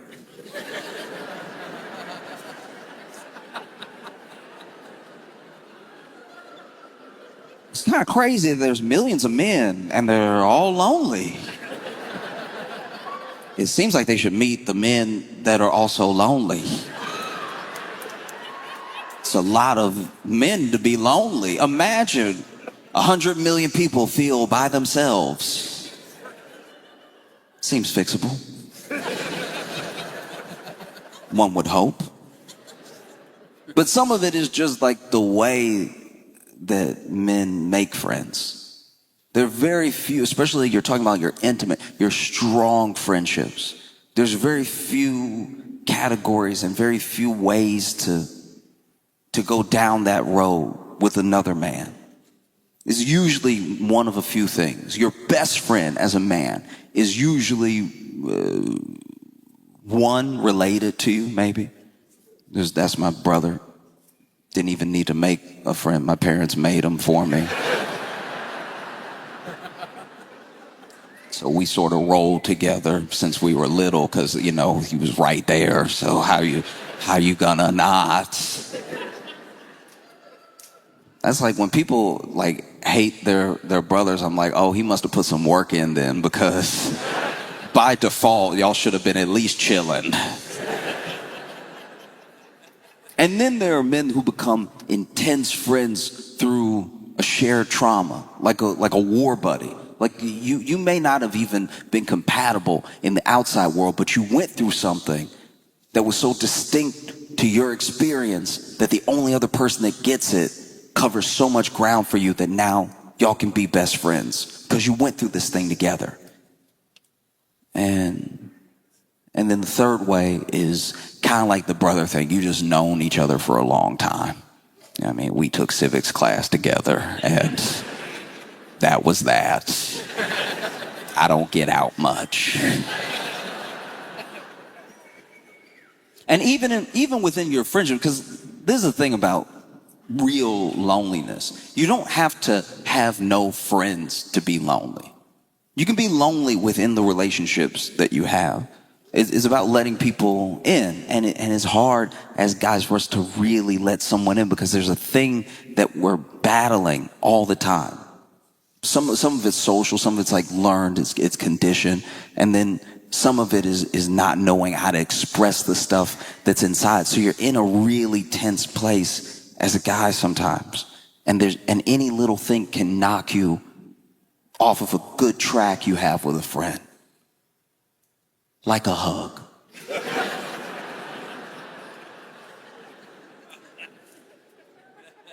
It's a dangerous thing.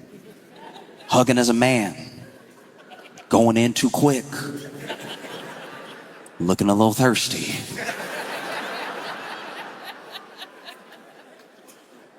We gotta be really specific about our hugs as men, you know? It's on the top of mind, even if you don't think it is. It's surface, but it's top of mind. You get a weird hug from a friend, it could change your whole relationship.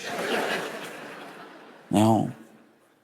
And most of it is like learned over time. As a baseline, you're good to go, right? Especially if you go in for that one palm first, boom, right here, bring it in, very manly. You know, bow, bow, you know, you bang shoulders together. Whoever shoulder breaks first loses. That's my boy, bow, bow, right? You want to make it extra painful, you go in with the other hand. Bow, bow, bow. I remember one time I went in, you know, hugged my buddy, hands out, bow. Good loud clap too, real manly stuff. People that we didn't know heard that pop from across the room. Pow! Went in for the hug, boom! Messed up both our shoulders.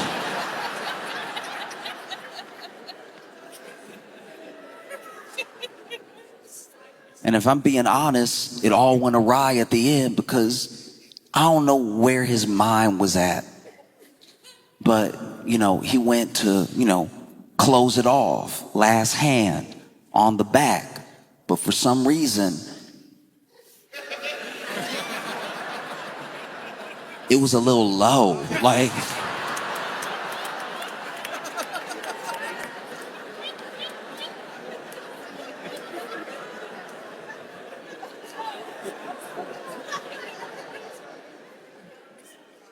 Just so you understand what I went through. We were going in for the hug. Bow. I bring it in. Bow. He comes around.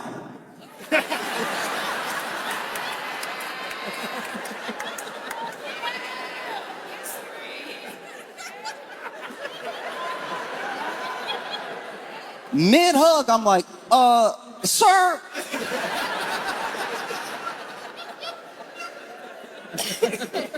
He immediately like, yeah, my bad, dog.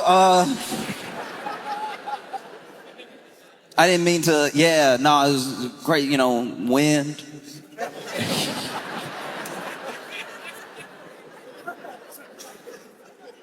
And depend on who you are and who it happens with could knock the whole friendship out of whack forever. That's how delicate it is. Oh. And it's tough sometimes, tough to make friends as a man. Like even if you really rock with somebody, you really respect them, you really admire them, and you might even tell them so, but you don't know how to cross over that next level to really be a friend. You know? And because it's not often communicated, a lot of men don't know they have friends. You have people that you're cool with. But then, if somebody asks them and somebody asks you, you're both like, yeah, I guess we're friends.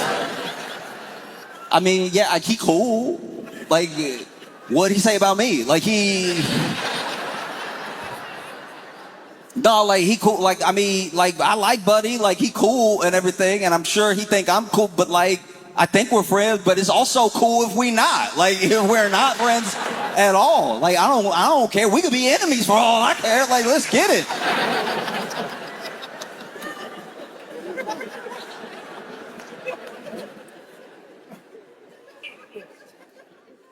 Oh, it's true.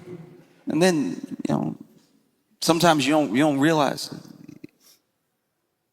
how hard it is to make friends until you look around and you're like, oh, I don't feel like I have many. It's a thing that can happen subtly. It's not something that comes all at once. You look around and you're like, oh, who would I really call if I was in trouble?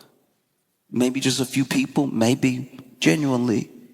There's no one you feel comfortable making that call to, And so you want to make friends, but it's tough to go out there and try to make friends as a man sometimes. And it doesn't have to be, but just think about it. Like, dudes always act like they don't know what they mean when a woman is like freaked out by a guy coming on too strong, but let a man just try to be your friend.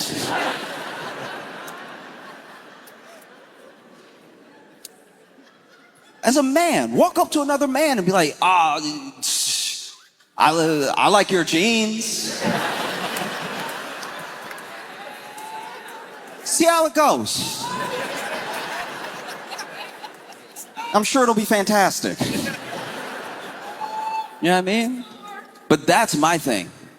That's my thing, is that we're in a place now where, for the most part, it doesn't have to be this hard.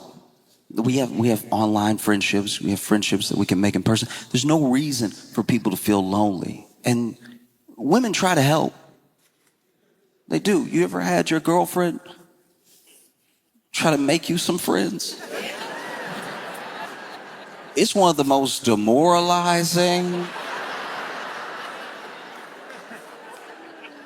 It's one thing when you little.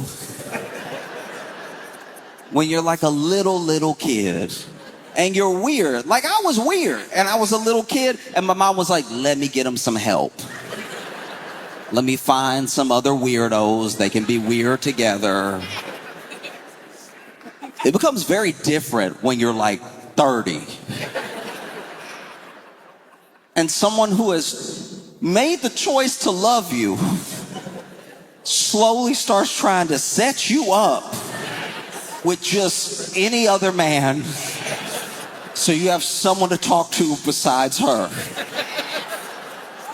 Which is just like so fundamentally what it is. Like, it's just sadly a woman who's like, I can't hear everything. Some of this gotta be for the locker room, please. Men are out here so lonely. We got women trying to set us up for locker room talk just so it won't be talked to them for like an hour.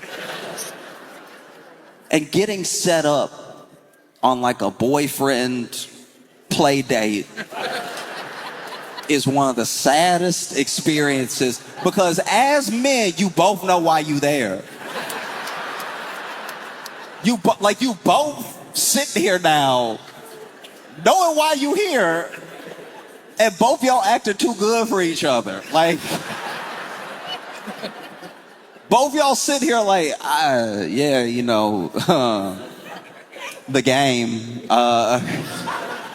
game was crazy last week. I got friends, just so you know. Like, I don't even know why she doing this. Like, I got people to talk to. And then buddy over here is like, yeah, sports. Yes, the team is doing well, but not as well as we would like. We hope that they will do better, but they have won some games. We hope they win more. Sports. I also got friends. Like, I don't know why our girl, that's just them being obsessed with us when we not around, for her to tell you about me and me about you. There's no need, like, we could just watch the game, together without it being something, being weird or anything. Do you want to watch the game though? Because I think it'd be a good one if you want to. Yeah, no, I'd love to watch the game. I'd love to.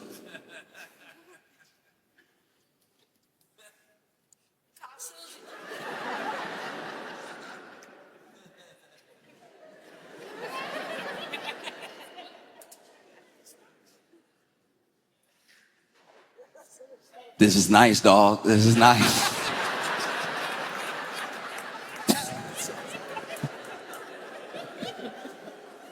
Oh. Because it doesn't have to be this way. Your friendships are incredibly important, and I think seeking them out is a very important business to make in life. Seeking out good friendships, seeking out people that make you a better person. It will make you richer than anything you could have ever imagined, because friends take care of you. There are times where you don't know what's going to happen to you, and there are people who you didn't need to call, you didn't need to ask, they just show up because they care about you. Those things are incredibly important, and a lot of men feel like they're missing in their lives, and is once again wild because there are a lot of men. I feel like we could get to the bottom of it pretty quickly. Just looking around, you know?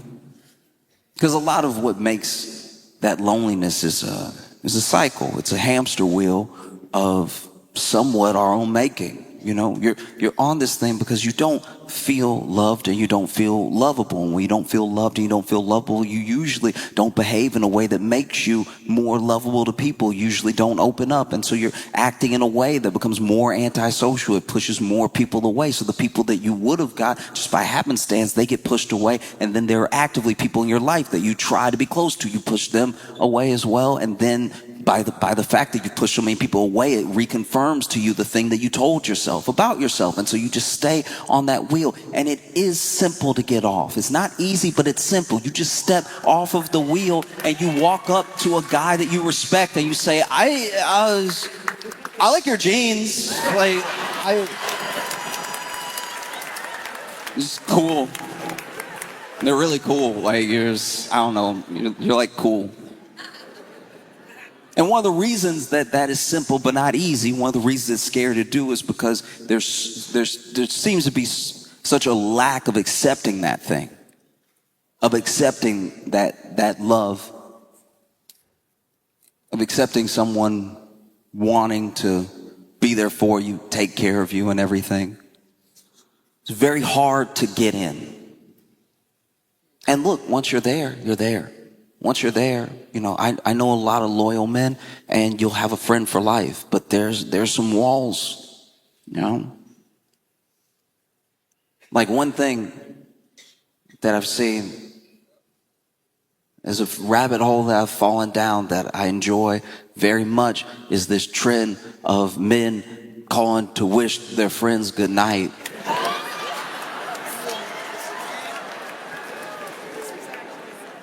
And it encapsulates everything that I'm saying. It's one of the most fascinating things to watch. Basically, if you haven't seen this yet, people are recording, usually the girlfriend or wife is recording their husband or boyfriend calling his friends to say goodnight. That's it. That's literally it, and it's one of the most fascinating things you can watch, because there are as many reactions as there are like faces on a diamond. Like you cannot predict what's going to happen, and you will be surprised every single time. Because they'll call, and one of those calls, they answer, "Hey, what's up?" "Nothing. What's up with you, man?" "Oh, not much. You know, I was just calling, about to go to bed and everything, so I just want to wish you good night."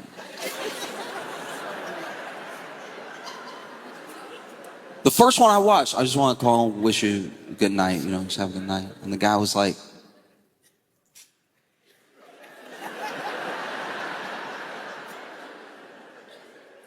"What?"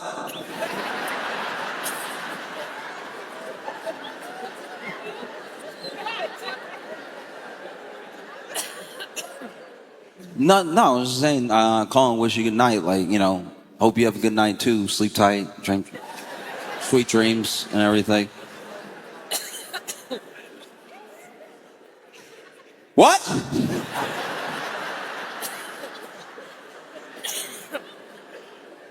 And this reaction comes because the last time that a man heard those words, he was a boy. And it was his parents. And that's if it ever happened. So a lot of men don't know how to handle it. It's literally like, yeah, I'm just saying, like, sleep tight, you know, night, night, and everything. Huh?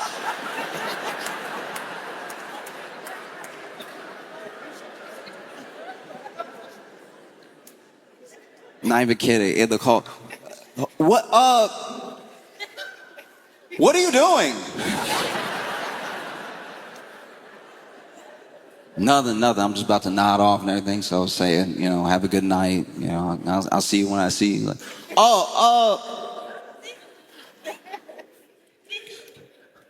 I gotta go.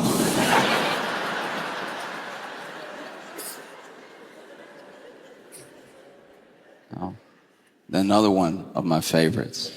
Another one that genuinely filled me with joy. This dude called and he was like, "Hey man, how you doing?" "I'm good. How you doing?" Yeah, no, I'm good, man. I'm just about to nod off and everything. So I'm you know, just wanted to wish you good night, say sleep tight, you know, sweet dreams and everything. Dude on the phone went, "What? Night? What you mean good night?" You would not believe how many men said, "What do you mean good night?" What do you mean good night? He's like, "Oh yeah, no, I'm just about to go to bed, you know, sweet dreams and everything." And he's like, "Yo, you good? Are you good? Dog, for real, are you good?" And for the rest of the phone call, he could not convince his friend he wasn't kidnapped.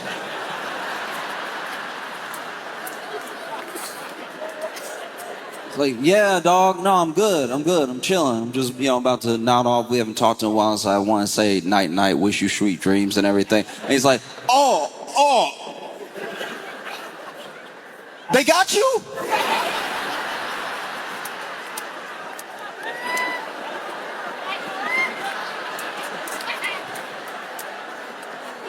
Ooh, okay, let me know where you at. Where you at? No, I'm at home. I'm just saying, like, sweet dreams and everything. Like, I hope you sleep well, like, sleep tight and everything. Like, "I won't let you die, dog. Where you at?" "No, I'm riding out right now. Just send me the address. Like, put it in code or something. Like."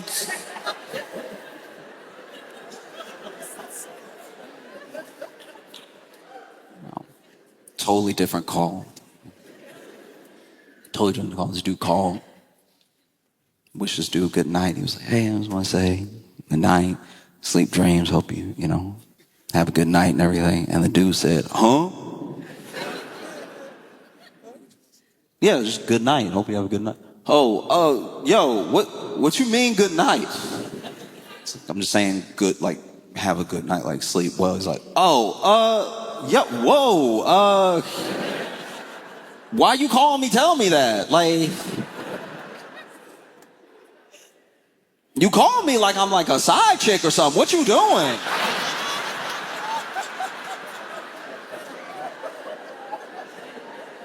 He's like, "No, dog, I just wanted to wish you, you know, a good night. Hope you sleep well, sleep tight and everything." Hey, I really feel like you're being disrespectful right now.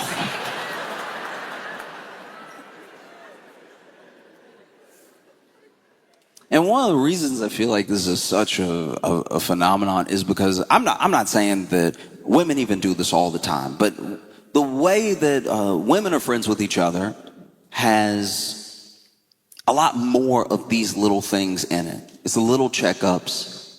It's the little, like, how you doing, how you been. It's the little chats that is usually missing in male friendships, which makes a lot of men not really know where they stand with other men. Like, you'll be friends with somebody. You'll be considered a friend by somebody, but you won't be sure. You'll be like, "No, I like him." and we hang out once in a while, but like he's like my other friend's brother. So if you ask him, I guess he'd say we're friends, but it's also cool if he doesn't. Like, I don't care. I'm not pressed about that. Like, maybe we friends, maybe we not. I don't know. It's cool either way. If you want to be enemies, we can do that too. Like,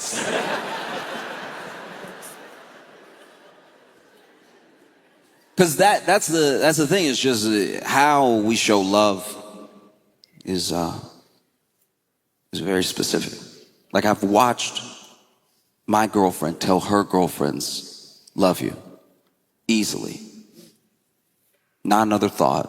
Love you is bye, love you middle conversation, whatever, right? And as men, we rarely say, I love you to other men, especially that we're not related to.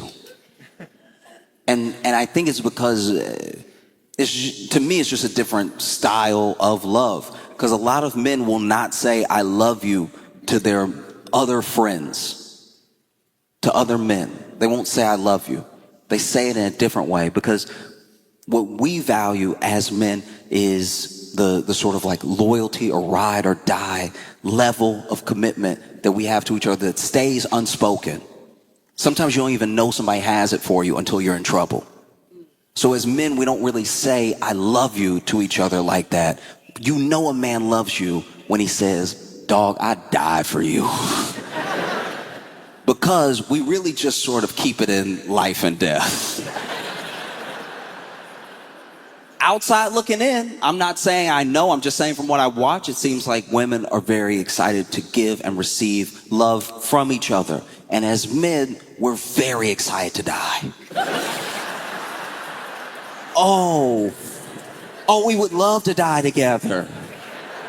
That'd be preferable. Just let's die together.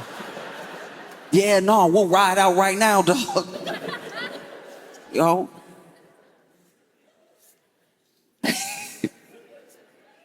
And that's what I saw in that phone call when that dude called his friend.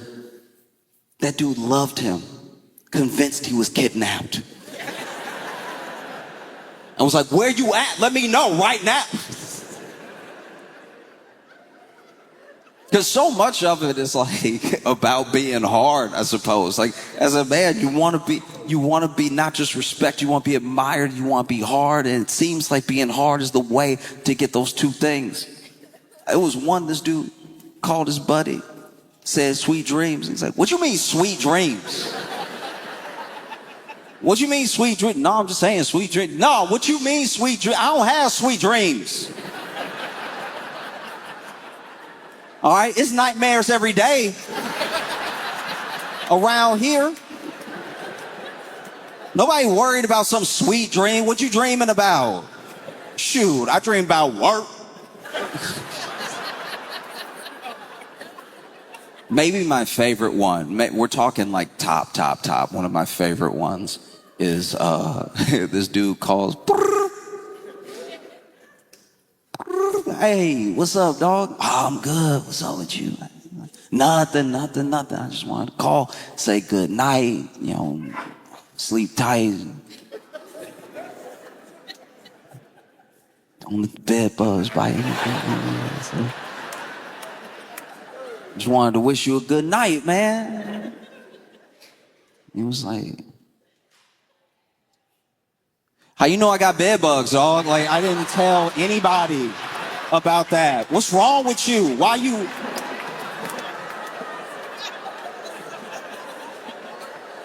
Don't be telling people my business, for real.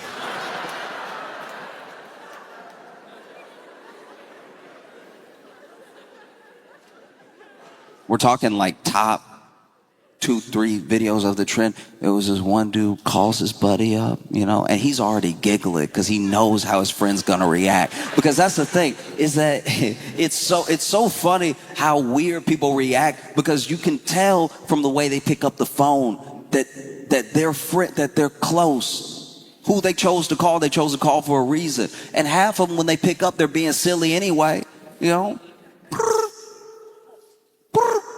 Hey, what's up?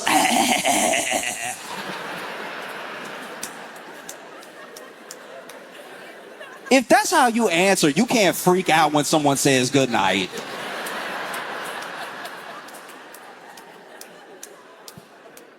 Male friendships are so important because at least for the guys that I know, they're some of the only friendships that tether you. They tether you to a way of seeing the world that is unconditional of other things. I'm not saying that when you have female friends or when you're alone, you can't get to the same place you can get with male friends. I just think it's very different. It's very different. Like if you went to one of your female friends after a breakup and, you know, you're telling her what happened, maybe she'll see your perspective, but she probably wasn't going to do the same thing as you were going to do. Whereas if you go to a guy after a breakup and you tell him what happened, one of two things is either going to happen. He's either going to see completely your perspective. Maybe he'll pump you up. Maybe he'll tell you you were wrong. But he's going to see it exactly the way that you see it. Or he's going to be like, dang, I was about to do that same thing. That's good to know. Like I was about to ruin my whole life. Oh, thank God you did it before me. Okay. Oh, that's good to know. All right. No. Because I want that for the men that I see suffering from loneliness. I want them to have friends. Friends would fix the loneliness, and it would heal a big part of this thing that we see en masse from men. When you see a bunch of like angry men, some people are like, all these angry dudes just need a girlfriend. All these like incels just need to get laid. It's like, no, they need friends. like friends.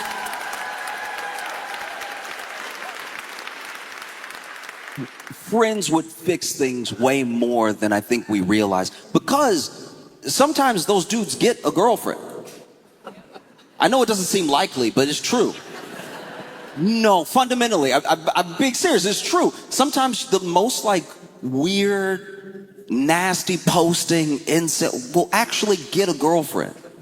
And it doesn't necessarily heal everything, because now in their mind, they're like, okay, this woman likes me. This woman doesn't think that I'm ugly. But all of these preconceived notions they have about women still remain. Whereas when you have friends, I'm not saying it makes you a wholly better person. It depends on the friends that you keep. You can measure parts of a man by the company that he keeps. But at the same time, when you have a bunch of friends around you, well-rounded friends that can hear what you're saying or can understand where you're coming from and can help guide you down a better path, that makes it better for everyone. You know, some of my best friends have shown me things about myself I wouldn't have caught otherwise. And it's not as if you even need that many. I don't even know if men could handle a lot of friends. We're not good at maintaining relationships in the same way. So 5 is probably enough. Honestly, 5, that 5th one, you're gonna forget his name once in a while.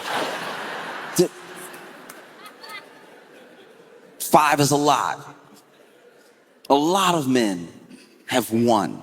And once again, it falls into the categories I was talking about before. They have one truly close friend, one truly close male friend. And they either have just known him a long time, or it's their brother, or they went to war together. Yeah? But they have one. So when he dies, that's it. Because you're also his only one. I hope that we can get men to prank each other to the point of good mental health. I hope that it would be so dope if the next level of the prank is just like, hey everybody, I'm gonna go to my buddy's dad's funeral to support him. Let's see what he does. He's there at the funeral. He's like, how you feel, man? How are you doing? His friend's like, how am I doing? What you mean how I'm doing? What you mean how you trying to get knocked out? What you mean how I'm doing? Huh? What you mean how I'm doing? What do you mean how I'm doing? What do you mean? And then he cries on his shoulder, and that's the cry on the shoulder challenge. Like, you just have to ask how a man is doing over and over until he answers. And then he really needed that. It's really important. So have a moment together.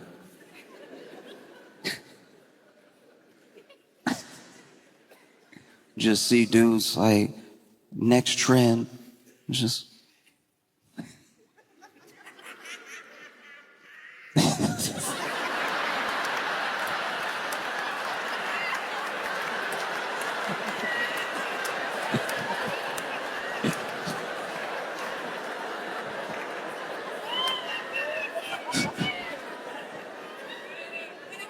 next trend is just like, like the kitchen challenge where you just like go over to your boy's place and just check his kitchen. Like, is it insane? Is it disgusting? Are there other things living there? I'd love to see, and we as a society will hopefully be around much longer. One day TikTok's gonna be pretty old. I wanna see a TikTok challenge where it's just dudes calling each other out of nowhere, being like, hey, make sure you get your prostate checked. All right, we all 50 and up right now. Like, no, look, I'm gonna call him, tell him to check his prostate, see how he react, right? It's like, all right, yeah, because we both 55, so it's like that time, you gotta keep up with your health and everything. He freaking out. He's like, why you worried about my prostate, dog? Like,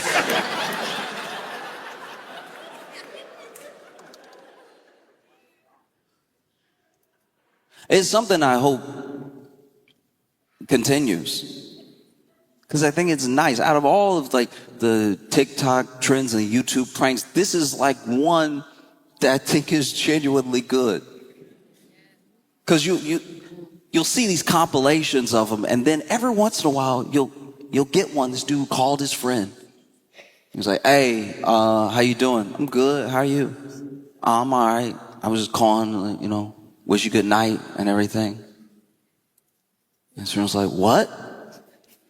It's like, yeah, no, I was just thinking about you, so I want to say good night, sleep tight. You know what I mean? Have sweet dreams and everything. And his buddy was like, oh, thank you, man.